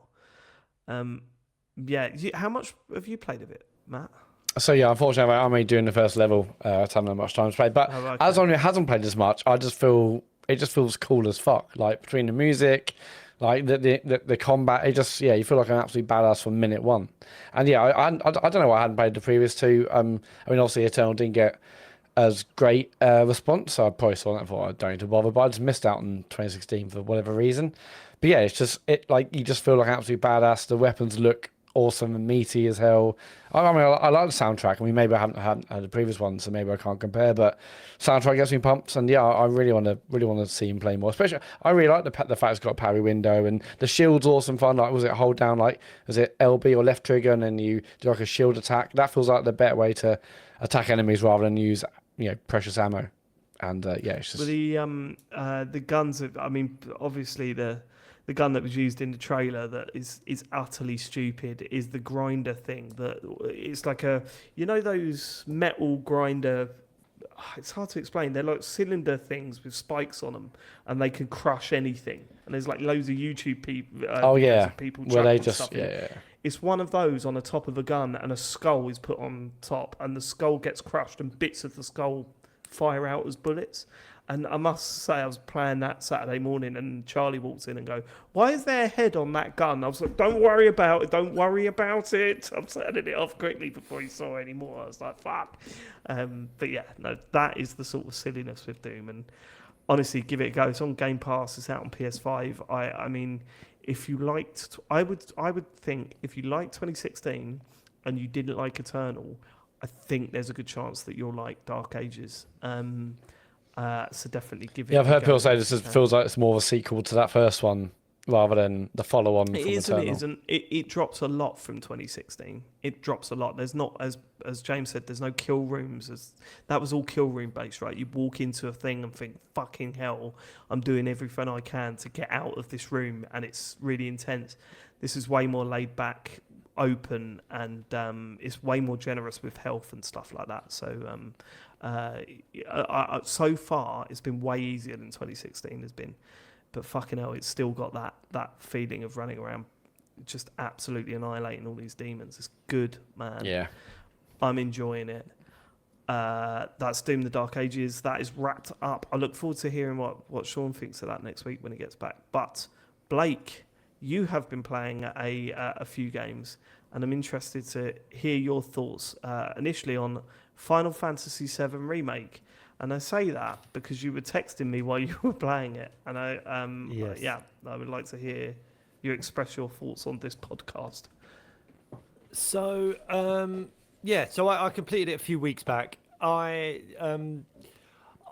really loved it to begin with. Like that kind of opening section where are we allowed to give out spoilers and stuff? The bomb goes off. Yeah, I think that's Yeah, fine. I think you're all right. You know, everyone thinks that, Avalanche did it, and even they think they were responsible for it, and all that. Like, that was brilliant. The city that you're walking out into, it feels so atmospheric. Like I loved, like, I don't know, the first kind of like 8-9 hours of it or whatever. Like, I absolutely loved it to begin with, and then things just started to really piss me off. And one of them in particular is the dialogue. The dialogue is just so awful that I cannot stand it anymore.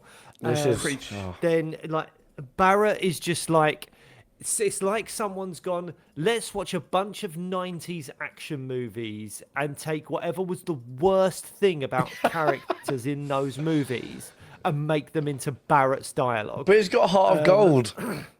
Yeah, I'm sure it does, but the dialogue's fucking shit. Like,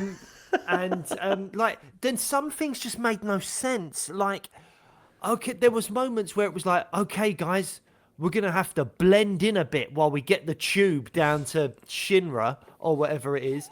And it's like, Barrett's got a machine gun for an arm. And no one else in the game is like that. It would be fine if there were other people. Like, some people are in suits and some people have got weapons for arms.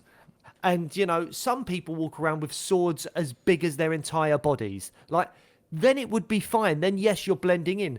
But they are the only characters, Cloud and Barrett are the only characters in the entire friggin' world of Midgar, it seems, that walk around with massive swords and machine guns for arms, and yet you're blending in to the other people on the train and on the transport. It made no sense. If that was trying to play for gags, I get it, but it doesn't. It doesn't even go there. If it cut to them, it's not playing for gags. It's awkward.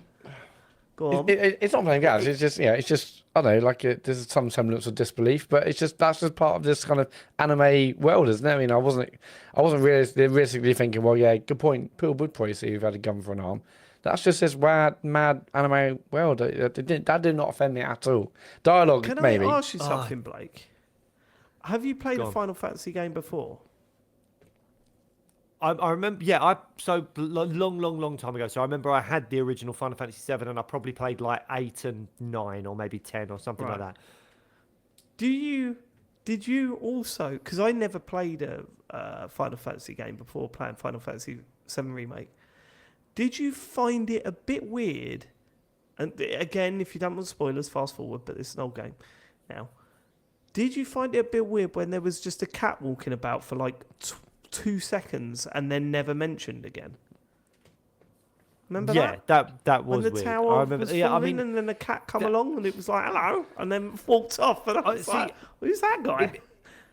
Because I know that there's like a rebirth and whatever the other one is, I kind of was like, okay, well, you're setting something up for this character later on. So that didn't bother me that much. It was a bit weird. But that wasn't setting it up for the character. That was just that would have been like a slug with a top hat going, pardon me, walking through, and then you go, what was that bit about? But if Sluggy is a huge character in part 2, then what's the issue?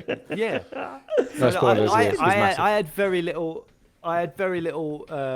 problem with that. I had more of a problem with, like, for example, again, spoilers, Jessie and the grenade. Oh my god! Like, she stands there for so Jessie is at the top of the tower. Yeah, the tower. That's a bit you stop playing, David. So she's messing some people up and all that kind of stuff, killing off the Shinra, army, whatever you want to call them. And all of a sudden, a helicopter comes up right in front of her. Oh, yeah. and she just looks at it. She then slowly takes out a grenade, and there's a cheesy one-liner where she kisses her grenade and goes, well, something, but I never miss. And then aims her finger at the grenade, at the helicopter, sorry, and then throws the grenade. During which a good 15, 20 seconds has taken place, and the helicopter has just been waiting there going, oh, right, well, she's got a grenade, so should we shoot? No, don't shoot her. No, she'll be fine. No, don't worry about it. We'll be fine. Whatever you do, don't engage with her at all. Just stare at her and we'll scare her. No, she's getting that grenade. She's taken the pin out of the grenade. Nah, it'll be fine. She won't throw it all the way over here. We'll be fine. Boom. The helicopter explodes because you've had a grenade. You just shoot her.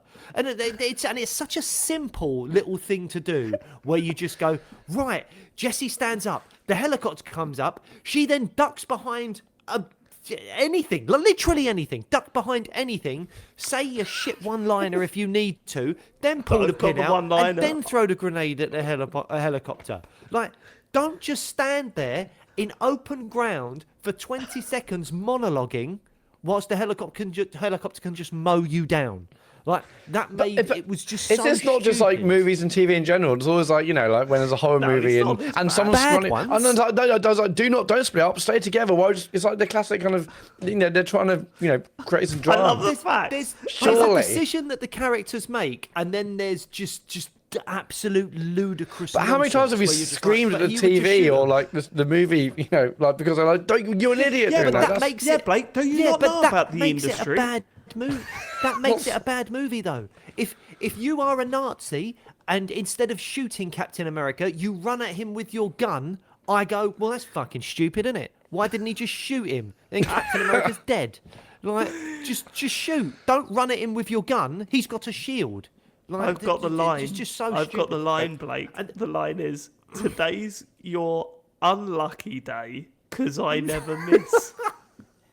That's great line. It's absolutely mental. I couldn't deal with that. The other thing that really, really, there was a couple of moments that really made me pull my hair out. I can't believe I actually completed it. I want to hear your positives after towards this. the end. There was a moment towards the end. I'm a very negative person. You'll learn this about me. But there's a moment towards the end where you're in the Shinra kind of headquarters or whatever, and you have to choose whether you go up the stairs or in the lift. And they're like, well, yeah, if we take the lift, there's loads of cameras, so maybe we should take the stairs. And I was like, well, obviously the best thing to do then is to take the stairs because there's cameras in the lifts. We can bypass people. There'll probably be a couple of little battles, or maybe because you take the stairs, there'll be some kind of little box or something you can open and get something really good, weapons for your team or whatever it is. No. You just walk up, quite literally, 59 flights of stairs. And after the second or third flight, Cloud can't jog anymore because he's tired. So you have to walk up slowly. 59 flights of stairs. What's your reward for choosing this path? Fuck all, mate. Fuck all. Just you've wasted your time. You've spent 10 minutes climbing stairs. It was such a bad thing to put in a game. I was furious. When I got to the top, I was like, there must be something. There's going to be a box or something you unlock or someone you meet or something. No. You've just walked up 59 flights of stairs for no reason whatsoever. It was infuriating. Matt, yes? What year was this on your Game of the Year list? It was pretty high. I love this game, but I could kind of put that stuff to one side. Did Blake, did you like any? That? Yes, but I mean, no, the dialogue is just what it is. What it is. I could accept it as kind of at levels of anime, which is just a bit silly, and you've got suspension of disbelief. I still loved it for the characters and story. Blake, did you like the Hell House fight where you're fighting against a house on fire? Yeah. That was class. The combat was really fun. The combat was fun. I loved Wall Market in general. Wall Market is amazing, yeah. The kind of the Bumblebee Club bit, yes, and going to the gym and doing it. But all of that stuff was really silly and really fun, and I really loved it. But there was just too many moments towards the end of the game that pissed me off, and that the last bit level seems to have been broken down into almost like two unequal halves, where like a quarter of it is you're on the road going up against the big car. Oh, yeah, thing or yeah, whatever yeah. it We was having when that you're on, the like, a race bike battle and stuff thing. like Yeah, that. yeah. I was like, yep, fine. And then you go through the portal, and then you're in the other side. And when you get through that bit, you cannot save it. And there's a good hour and a bit of gameplay to do where you're fighting these different elemental demons or beings. Well, yeah, or but there whatever are it is. checkpoints And then- mid-battle, aren't there? There are checkpoints mid-battle. Yeah, but if you but only if you keep playing until the end. If you have to turn it off and go to work like I did after playing an hour of it, you lose all your progress. We've all got jobs, Blake. And We've I was fucking furious. Could not believe I'd completed like a good 45 minutes to an hour of this level, and then when I turned the PlayStation back on later, I had to do it all over Yeah, again. I mean- because it wouldn't save it. Yeah. So that would fuck me off so much. I wouldn't play the game again. 100%. Like, I mean, I love this game. However, the sewer bit, I think it's like chapter, I don't know, 15, No, 16. the sewer bit was The chapter 2. You're chasing the 8, pig. 17. You're going back to the 16. sewer. It was horrendous. There was like so much backtracking. I mean, there's a lot of backtracking in this game anyway, but the sewer bit was like, I was really on the edge. And I am generally quite stubborn. I will push through, even if it's a bad bit of a game, because if I like it overall, I'll keep going. But the sewer bit was horrendous. I'll say that much. Yes. So you're not into playing Rebirth? I will not be doing that. No, I was sort of hate playing Remake towards the end Oh, of it, which God. is something I do very often. I remember doing that with Hogwarts Legacy, where I completed the story I and then was remember like, you said to me Steve, messages I going, was why am going I doing through- this? I was like, I don't know, What? mate. I don't know. It's some kind of weird condition I have where I'm like, That's oh, exactly well, I like need to James. get James does another- that. He'll just Yeah, I have got to the finish a same game, problem. even if he hates it. It's ruining his life. But it's like, oh, well, I've got these landing pads that I haven't landed on yet. So if I just fly around for a bit and land on them, then that bit's completed. So I'll do that. And then there's a few Revelio pages I still need to find. So I'll just walk around the town trying to find those. And by the end of it, you're just like, what am I doing? I'm not enjoying myself. I'm just doing this to tick it off the list or something. It's weird. Did you 100% Spider-Man 2? I 100%. But that I loved I even just getting That's the how weird it's little done. robots. I Yep. loved every bit of it. It's so good. Is that Miles Morales or the other one? The one Spider-Man after. 2. That was Spider-Man 2, where you're sort of both of them. Yeah. It was that to me was the first game I got on PS5, and I mean, I'm a huge a superhero geek anyway, so I loved all of that. And then God of War 2018 was like I had to complete. I still didn't kill all the Ravens. I had to give up, but I was getting through a lot of that. I absolutely loved God of War 2018. You not played Ragnarok? Ragnarok? Yeah. Haven't done Ragnarok yet. It's on the list. It's like either that or Jedi Survivor or Ghost of Tsushima. I don't know which one to do next, but it'd be probably Right, one okay. of those. Will be next. So probably game to Ragnarok. properly I'd play. go, yeah, Ragnarok, definitely. Ragnarok is absolutely well, it'll be fantastic. Ragnarok then. Once you get to the wall, that bit, everything after the wall is fucking incredible. That game. Yeah. Okay. Yeah, well, So- it's a shame. It's a shame you don't like it. I mean, like, I loved it as my first Final Fantasy 7 Is it a game. shame? That sort of Yeah, 'cause I justifies still think my it's excellent, thoughts, even despite that. I mean, the second one, I spent 110 hours on that, and that is busy work. The games. If you don't like this, you probably won't like the second one. But even after all that, I'm glad I got through the second one, and now we wait for the third one. It's a shame. You know, I was thinking about trying this because Matt keeps on telling me to. I'm not gonna bother now. Well, how about you just form your own opinion, mate? Just cause Blake's here. How about you just, All Well, you I would yourself. say is Play it. take the lift, not the stairs. That's my one piece of advice. Maybe for that's the Final episode Fantasy. title. Ben in the chat says that if you go up the stairs, you get more dialogue. You know, so that must be. Yeah, some of that wonderful dialogue that you've been a fan of. Maybe you do need to play it then, James, because I had to play through Shenmue 1 and 2 for you. So maybe. Yeah, but come on, they were. Well, okay, the first one is still a interesting game. Do you remember our mate Dom? He was the only one of us that played Shenmue, and boy, did he want us all to play it. Well, I He was did. desperate, wasn't he? I played it. I played it on stream Did you during message lockdown. him? Yes, I did. Yeah. I spoke to him about it. Yeah. He cried a bit. He was so proud of me. He was so proud of me. I need to call him again. I've missed Dom. Yeah, James, shout out Dom. I've wanted you to play the Final Fantasy VII Remake games for a while, but now I'm worried. And also, you've just recently played, Clair Obscura, which is, very much a short version, also incredibly efficient. Yeah. So this is going to be You even might love worse, that. basically. No, I think it's going to make it worse. Because Why? because that's so streamlined, and you can do the whole lot really in like 35, 40 hours, whereas Remake and Reunion, it's about spending tens of hours in it. So, But does it have dreadful I mean music? for Blake. Blake would really like. oh yeah. I'm sure Blake would love it. Yeah. Clair Obscura, I think. But you've got a ton of other games that you need to play before. Just we'll be your agents in this. We'll be your guide through what you need to play next. I think God of War is the next one on the list. You've also been playing WWE2K25, which is most of this year's one. Yeah, so most of my gaming choices since Final Fantasy have been basically kid-led in terms of like my kids have got really into WWE since it's moved on to Netflix, and so it was my son's birthday in April, and I ended up getting him/me the game. I thought you meant tickets to go and see it. I thought you were about to say that. Oh no! Met Jake Paul. That would be the next thing.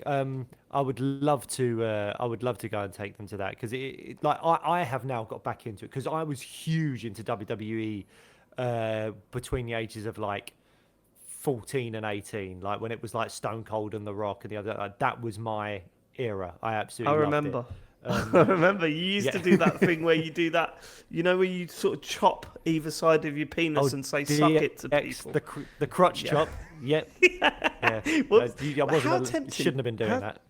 How tempted are you to just when something like that happens and you think, "Fucking hell, WWE at Wembley, I'd love to take the kids."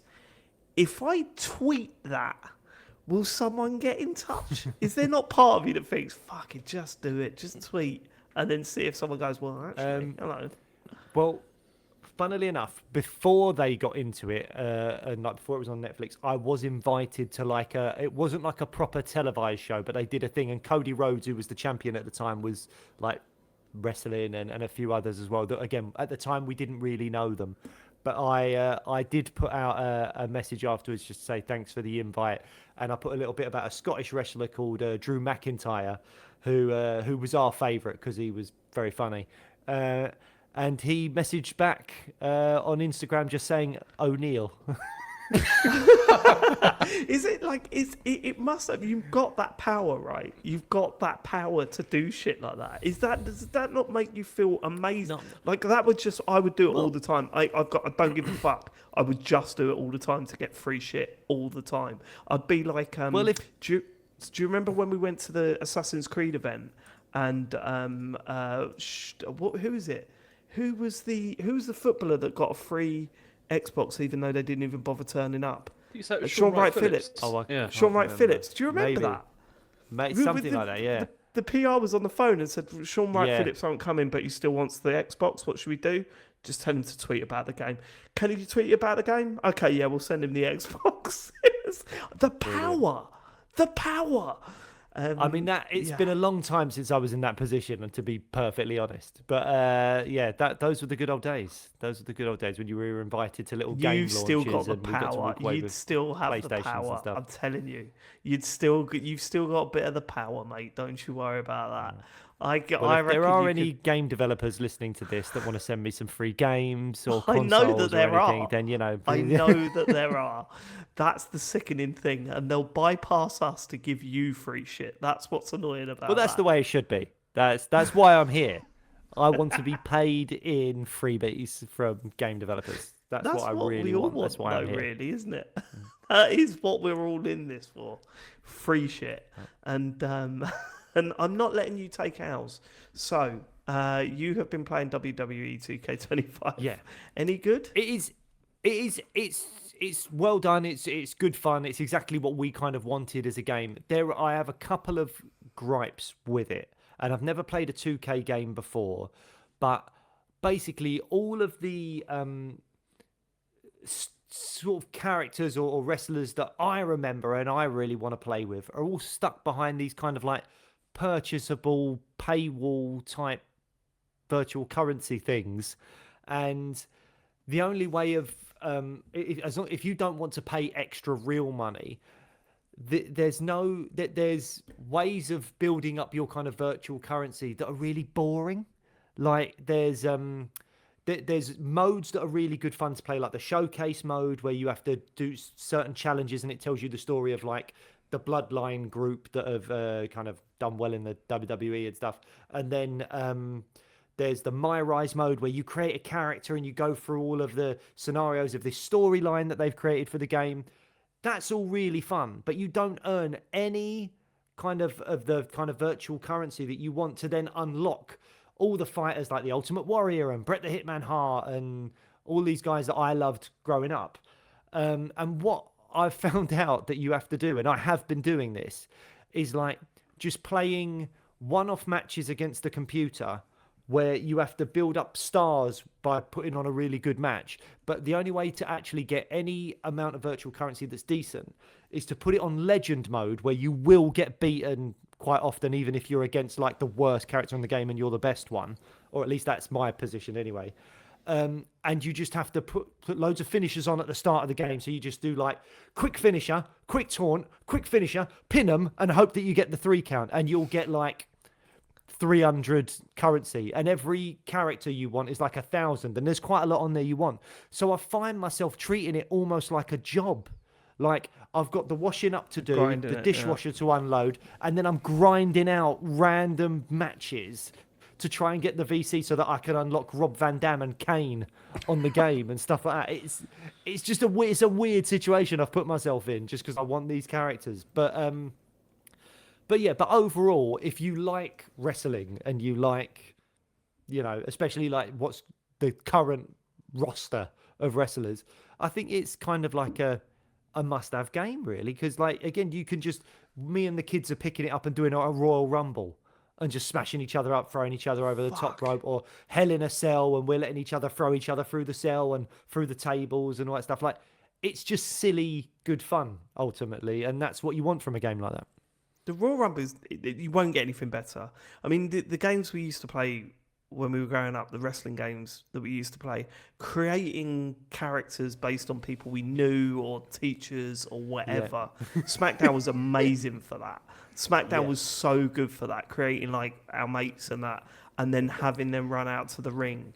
I just remember belly laughing, but it's like 5, 4, 3, 2, 1, and random Jack running out towards the ring. It used to make me laugh so much. Like, I mean, that never gets old. I think I've mentioned this before, but there are, I mean, other like outlets online have just basically created shitloads of characters and just commentated over the Royal Rumble based on all the characters, which is a great idea. Like just create 30, 40 characters, your friends, and press play essentially, and watch them fight at the Royal Rumble and commentate like over it. It's and stuff like that. It's a really great idea. So they know what they're doing. But we've been doing that since like the moment you were able to create your own characters and stuff. That is the first thing you did, and that was part of it. And like it's always really interested me with wrestling games, and I don't know if they've got it right. I've not been following it. I'm not a wrestling fan, but I used to play a lot of wrestling games growing up. And I remember we would always knock, say, NWO Revenge. WCW versus NWO Revenge was my favourite. And I remember we would knock things down too easy because we didn't want to win the fight. We were creating a good performance, storyline almost. It was a storyline, and that's what we were creating, and that's what I would do. Like in my bedroom, sometimes just sit and have this whole world of characters that you would I would purposely lose games because it was good for the storyline and stuff like that. It was, I used to love that shit. So I mean, I like you, Blake, tried this. We went to see some wrestling at Butlins when we went last year. And Charlie was like, "This is the greatest thing I've ever seen in my life," So we downloaded a wrestling game, and he knew who John Cena was. I don't know how, but I guess through YouTube videos.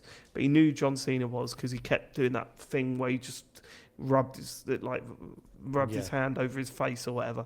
And I didn't even know that he didn't know he existed, so it was quite strange.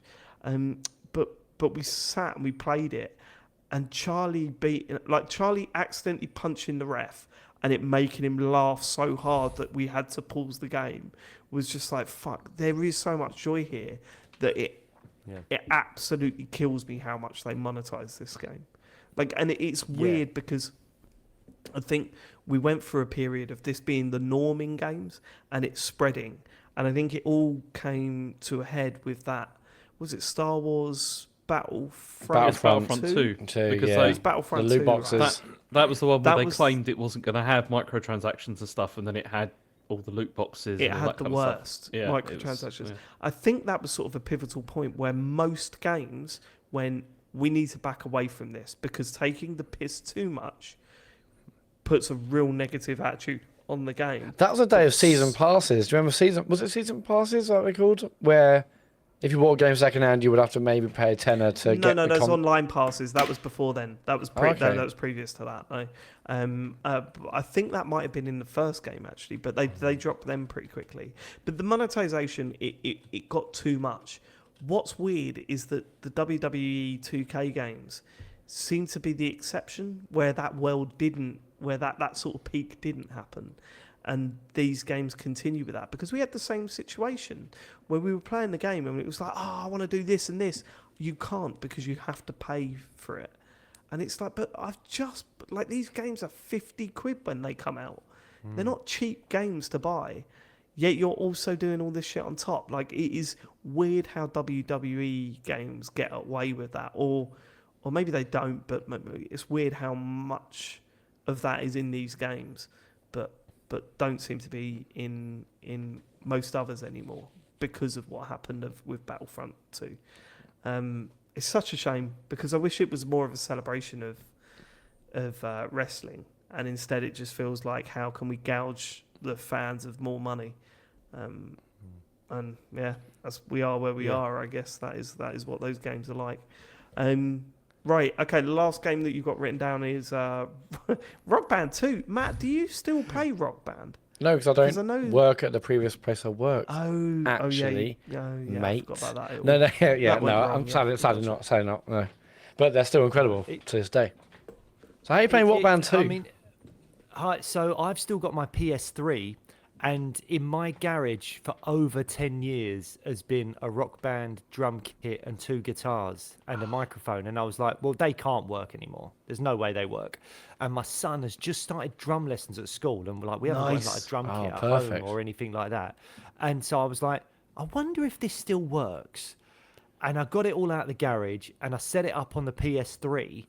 And at first, the drum kit was just working as a controller. You couldn't actually play a game with a drum kit. I spent like an entire day just Googling different problem-solving methods to sort this out.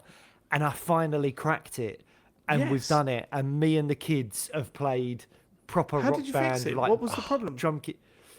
So it was something like just it's got to be in a certain port or whatever, and a microphone has to be plugged in at the same time, but you need to navigate the menus with the drum kit rather than using a controller. If you navigate with a controller and then try and do the drum kit, it's like, oh, no, you've used a controller, so you must be singing. Right. Okay, so it's an OS thing rather than a physical problem with it. I thought you were like soldering. Oh, we were soldering, boy. He was soldering. They didn't have to, but it was soldering.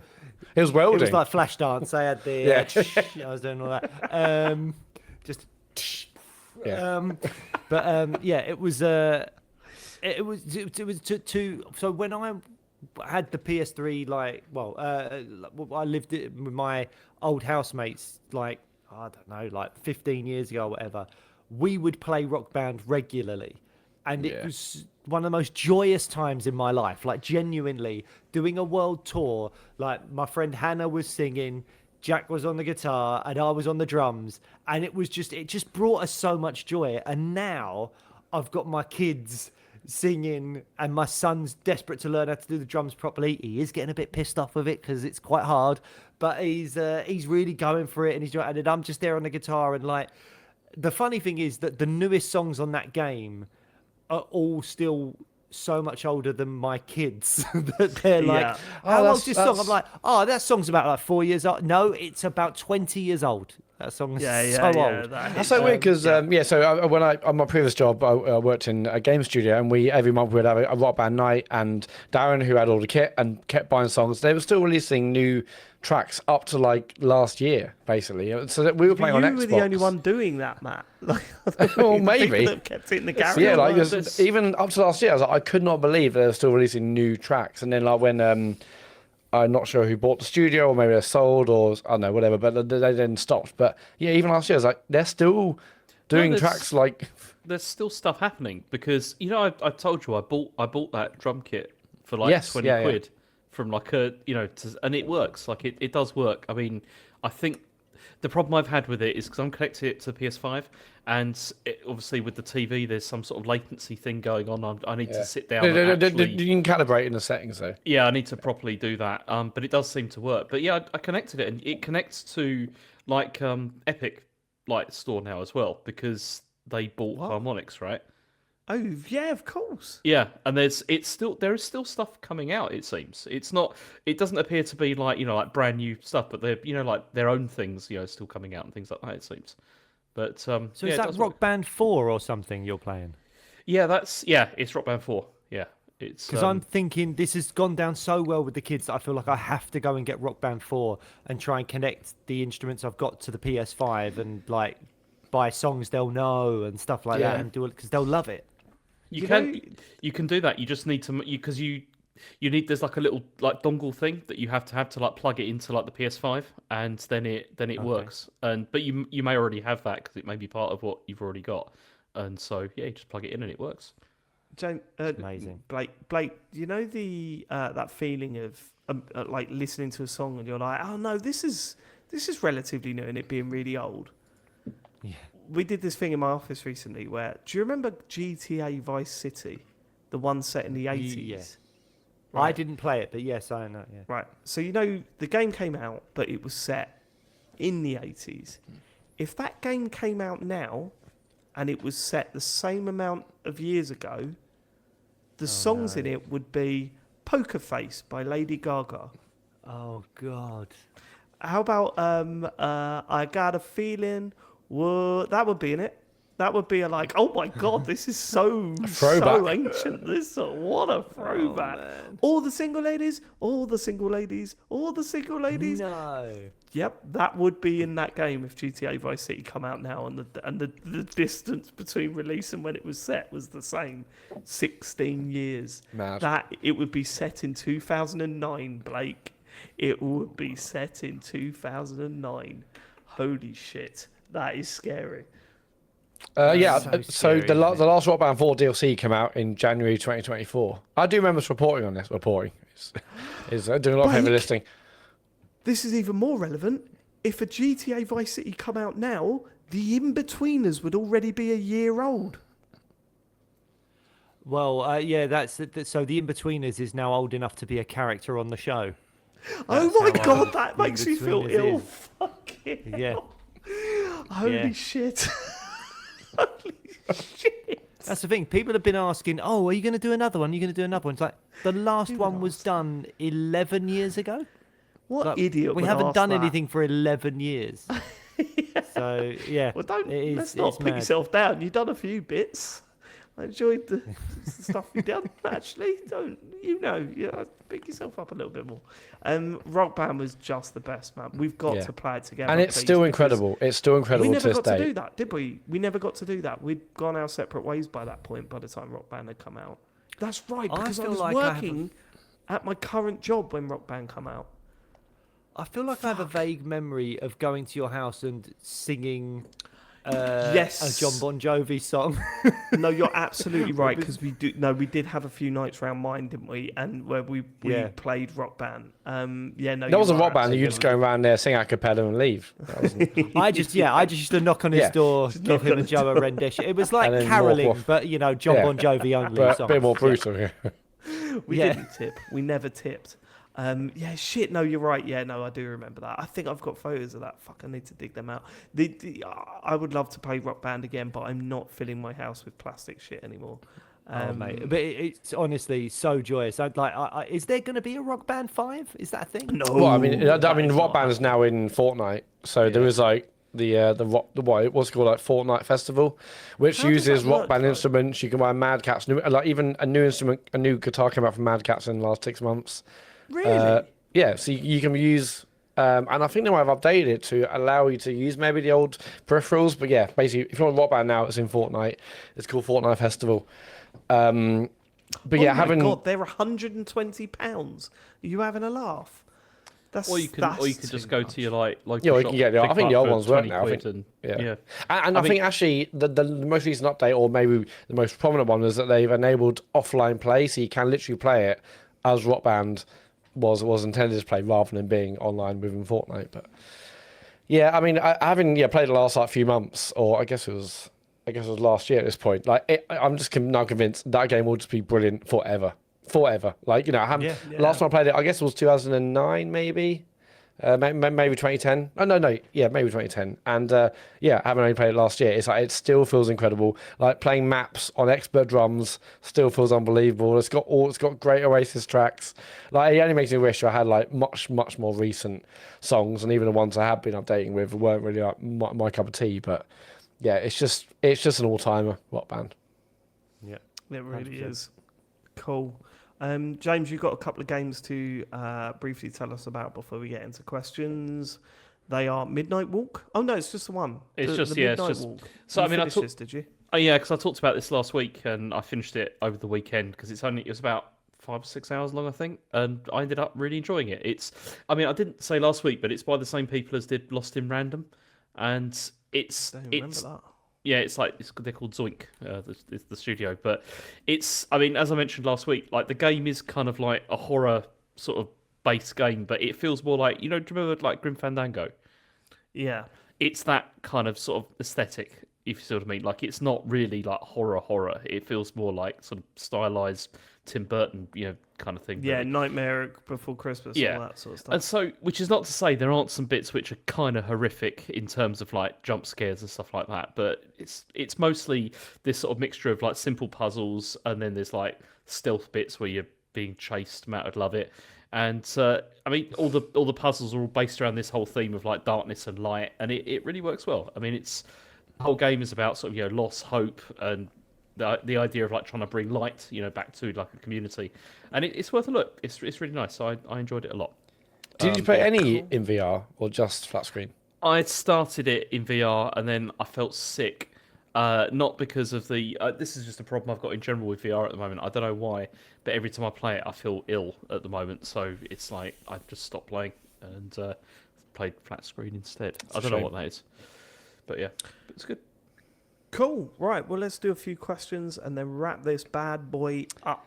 Yes, if you want to leave us a question, go to tcgs.co/dear TCGS. Braddon has messaged, just listened to your chat about Giant Bomb and got me thinking. The original team passed the torch to a new generation. Would you consider doing the same when the time comes? And if so, who would fill your shoes?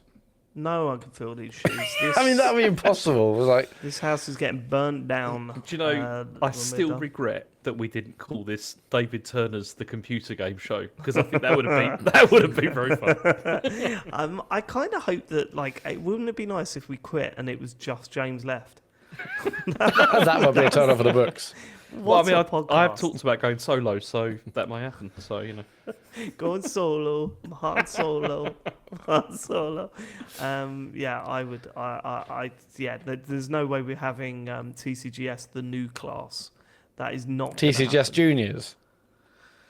Do you remember any of the characters' names from Saved by the Bell, the new class? Because I can't. no. 80 Slater's brother, Kelly Kapowski's sister, Zach Morris's cousin. All the biggies. All the biggies. Like okay. us passing this down to a new generation would be like passing a cursed, like family, just like, here we go, Hey have man, this. because we're really cool and we hate what we do and we think it's bad. Yeah. I'm thinking more like that. I don't. What am I going to do with this? Is that why you could carry on? Nah, I'm not going to do that. Put it in the bin, mate. Kurt Lewin with the big. The kids episode, did we? That never Oh, no. happened. Okay. That can still happen. Yeah, but we've said we keep it private, just be for us, right? I do want to hear what that Depends how sounds much. like. how much money we can make. Yeah, that's on true. It, so. Depends how much we can monetize our kids. Good point. Yes. Go on. Kurt Lewin asking the big questions. Hi, chaps. Where do you stand on Worcestershire sauce? Worcestershire sauce, Matt. Worcestershire sauce. Worcester. Is it Worcester? Okay. Not Shire. Yeah, Worcestershire. Worcestershire, yeah. Sauce. I can't remember. I remember trying it once and thinking it was nice, but not. I wasn't going to change my life for it. It's one of those sauces. I remember when I had an ex-girlfriend, I was over her house, and like I wanted to have like some like tomato sauce with something. Right. Oh yeah. And if the tomato sauce was run out, Where's that was this all going? that was left. You know, it's like you'd have it then. Is but this a otherwise, euphemism you're not gonna- or? What? You wouldn't have it as a replacement for tomato sauce? If there was no tomato sauce, if like the tomato sauce has run out and that's all there is in the pantry, then Pantry. Who there? Please get- get middle class person on the face of the planet. I'm sorry, the ketchup's right off in the pantry. I was struggling to think of a word for cupboard there. The and I don't know where fucking that came pantry, from. James, and you wonder why we say the shit we do. But James, it's not like Pepsi and Coca-Cola. You don't say, "Oh, can I have some tomato ketchup in a restaurant?" They go, "Was the sauce okay?" It's not a replacement. It's like you go to the cupboard. The cupboard is bare apart from Worcestershire sauce. So is this That's what you is get. this a nursery rhyme? What is this shit? Hickory dickory Dog, dock. go. Oh. Look, with those Linda McCartney sausages that I used to have to eat, like because she was a vegetarian, it was Right, like okay, you they should were have said very that dry. before. I They were can't very imagine. dry, and you needed some kind of sauce on them. So if it was Worcestershire, that's all that was left. Knowing you as I do, the idea that you had to have a vegetarian sausage, I can't believe. I did. I'd love ate to loads see of your those, face. and also vegan cheese. I ate a lot of that. I bet you. Is that why you're such a fan of real cheese now? Yes. You've It's gone one to the of hard those, stuff. yeah. Yes. Worcestershire sauce, Blake. I couldn't even tell you what Worcestershire sauce tastes like. Like I've got Well, no next memory. time you come on I'm the going to show, say we'll I get you a don't like bottle. it. Right. Okay. It's just kind of like a I don't think fruity, it'll be for vinegary me. ketchup, isn't it? Is that on the website, man? Yeah, I don't. I don't I'm know. not even a big fan. Of Is there a ketchup. website? I don't think it'll be for me. Is your main meal still just chicken and chips? Does that look like your favourite? Probably. I'm trying to be healthier these days. Throw a little bit of broccoli in there as well. But yeah, basically chicken and chips. great is my choice. favourite dinner. Going into a fried chicken place. Can I have a 5-piece meal and some chips? Do you do broccoli? Well, no, of course we don't. Tiny do bit of broccoli. Oh, broc. damn! Because Go I on then. would have had that if it was on the menu. But I'll just have the chicken and chips then. Hold the Worcestershire sauce. I'd probably have we're not more massive Worcestershire fans of it, sauce crisps than the actual sauce itself. Do you remember, like, wasn't it like the purple Walker's no, the packets? crisps are good. Yeah, Oh, well, yeah, nice, yeah. I've got to say as well, Kurt, you are one of my favourites at the moment. So please keep up with these questions. Yeah, keep up doodling. One of my favourites. Go on. Maria Mendieta, dear TCGS Escargo, I'm currently writing this message in the throes of a fever. While the idea of playing a game in this state makes me nauseous, I still have games on the mind. When have games or their worlds entered your hallucinations or dreams? Keep up the fantastic work, or tremendous work, actually. Sincerely from Maria. I've got an answer for this one. Myself and my brother, we once had the flu, and we were off school for about a week with it and having hallucinations a lot, like it was the proper flu. I remember at the start of that week, before we got ill, we bought Tomb Raider 1 on the Sega Saturn.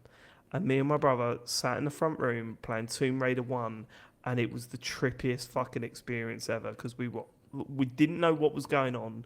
We were getting that hot but cold sweat feeling and running away from a T-Rex. It was wild, that period. We still talk about it to this day, that was one of the weirdest gaming experiences we ever had. So, yeah, that is that situation for me. James, you must have some of these. I don't know. I'm trying to think. I can't. There's think of nothing a ton better of- than a sick day at school and sitting playing video games all day. That was the one, right? That was the dream. I do remember I remember playing what was Donkey Kong 94 when I was ill, and that was a fun experience because What, you know, Game like, Boy? yeah, because you know the whole thing changes. It's like you think it's going to be just a regular Donkey Kong game, and then it shifts into this whole like new, amazing, completely different take on the thing, and that was great. There's But also... Go on.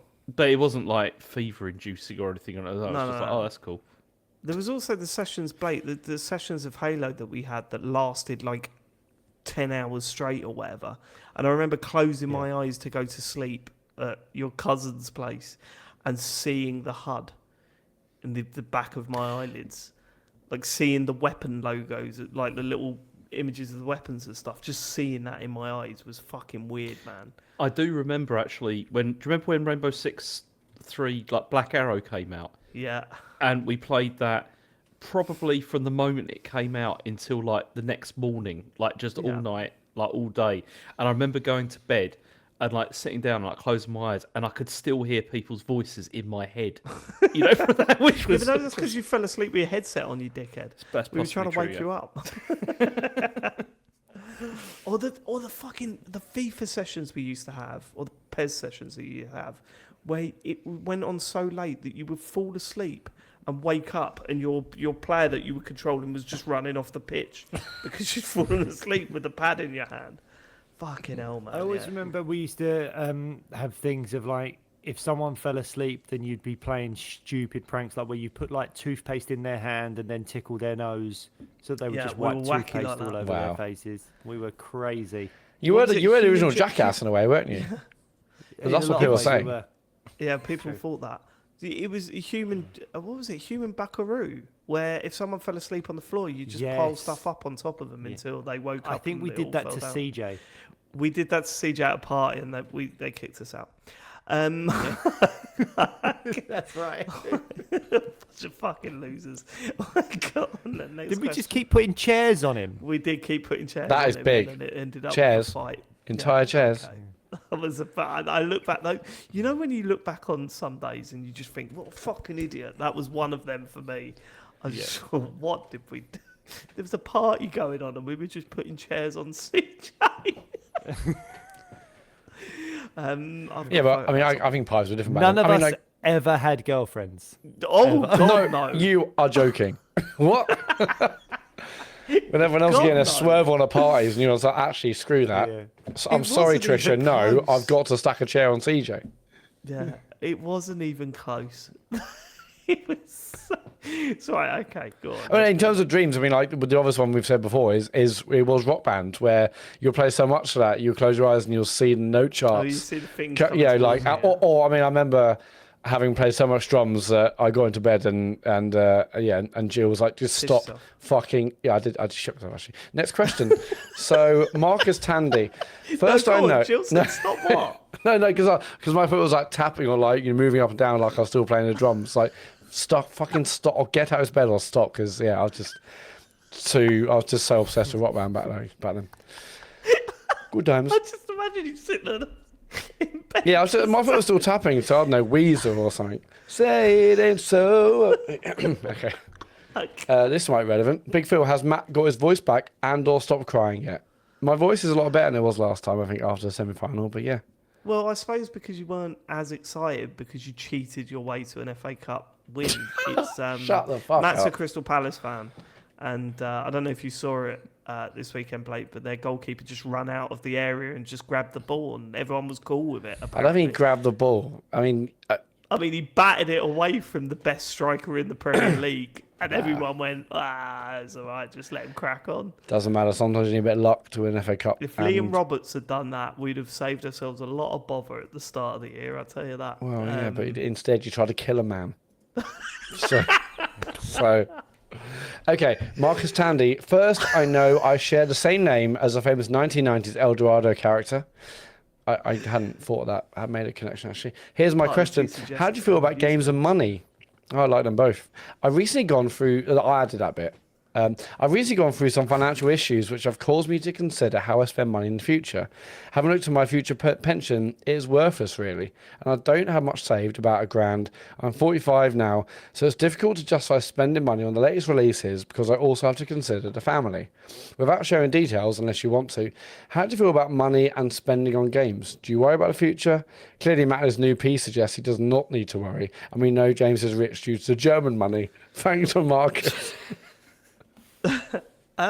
It's an interesting one because, for starters, I don't really go out. I don't have any friends or do much. So, I'm not spending money on socialising or anything like that. So that helps. But Yep, also, same it's this show, isn't it? The show, I would never be able to afford a Switch 2 if it wasn't for the show.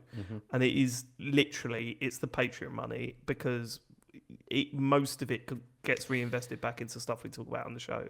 It's the Patreon money, and it has been stuff like Game Pass as well, and things like that that have made it so that we can do this, I think. Yeah, for sure. Game Pass helps. Yeah, and even like PlayStation Plus and all that kind of stuff. There's so much that's kind of available without having to spend tons of money, which is good. And even if money wasn't ridiculously tight, it's like trying to justify buying £420 game console because I want to play a Mario Kart game and not going on holiday. It's a bit of a shit move to make, you know what I mean? It's although obviously the prices are different and all that sort of stuff. You'd be playing a lot more if you go on holiday, but it's it's literally the Patreon money. Sorry, Blake, I cut over you there. No, because I think that PlayStation Plus thing's been a big thing for me as well. Because I find it hard to justify spending a lot of money on video games and stuff like that, and I think having that PlayStation Plus membership and having all those games there means that like when I'm thinking, oh, what do I play next? Like Final Fantasy 7 Remake, It Takes Two. If I do God of War Ragnarok next, then it's like PlayStation Plus has almost paid for itself in a sense that like I'm not going out and buying new games and I have those, and then you've got all the back catalogue of like Time Splitters and Age Odyssey and all these other things that you go, it seems to make so much sense to do that. But then I have that little thing in the back of my brain where I go, oh, the local game shop near me has closed down. And I'm like, well, I'm part of the problem, aren't I? Because now I'm on PlayStation Plus and I'm like getting all my games digitally and downloading them rather than going to the shop and stuff. And yeah, I don't know why I've just turned it into them feeling a downer moment. I've gone very tired. There was more issues to game than you not popping in once in a while. You were the least of our issues. They've been on the brink for a while. But I know what you're saying. It is, it's an important thing to think about now that gaming's getting so much more expensive. And I know people will bring in inflation and all that sort of stuff, but it's like what I said last week. There's only so much you'll be prepared to pay for a video game, regardless of inflation or anything like that. There's so much that there will be a limit, and thankfully, I mean, it is, and maybe this is a shitty thing to say, but it is made easier for us literally because of this podcast. I mean, this podcast is keeping me playing games. If I wasn't doing the podcast, I would not be playing as many games or spending as much money on gaming as I have been. Certainly not all like the absolute, like not the latest stuff. Exactly. Yeah, it would be more just catalog stuff, I think, because Patreon.com/TCGS if you'd like to support the show, buy us games, consoles, and that, and get a cheeky bonus podcast. That's good, isn't it? We are running long. Yeah, we're going to end on this one from Whiskersworth McWobble Pants. And the question is, when you go to bed, what do you sleep in? Pajamas, boxers, naked, or other? Good question. I'm a boxers guy. That's it. Yeah, it's too hot for pajamas. I like the idea. I'll never do it, but I like the idea, like in, I don't know, Scrooge, where they've got like the full pajama outfit, they've got the hat. Nice idea, but I don't too like hot. that idea. I can't imagine bothering to get dressed to go to sleep. I know, but I like the idea. I couldn't survive in it because, even like in winter, I'm just in pants because I'm just too hot. Can't do it. Well, you want to walk around with a wheelie winky hat and What? things and a wheelie, like a little oil candle, whatever it is. Yeah, sounds nice. Yeah, a candle. Walk around. Go. That sounds great. Yeah, but it's too hot for that. So boxers, baby, or fully naked, depending on James. James is butt naked. No, also boxers. Yeah. I do not believe you. It's the truth. So. Okay, all right. Blake. I mean, you know what? suit. Before you answer, this will be in the sun. Three-piece suit. What, with a tie and I like to get dressed up for bedtime. Nice. Yeah, smart. Yeah. Yeah. You're not getting Black away with tie the silly event, answer. What bedtime. do you wear to bed, Blake? I want to know. TheSun.com wants to know. It's boxers usually. Yeah. There we go. We're Boxer Boys. And that is the episode title.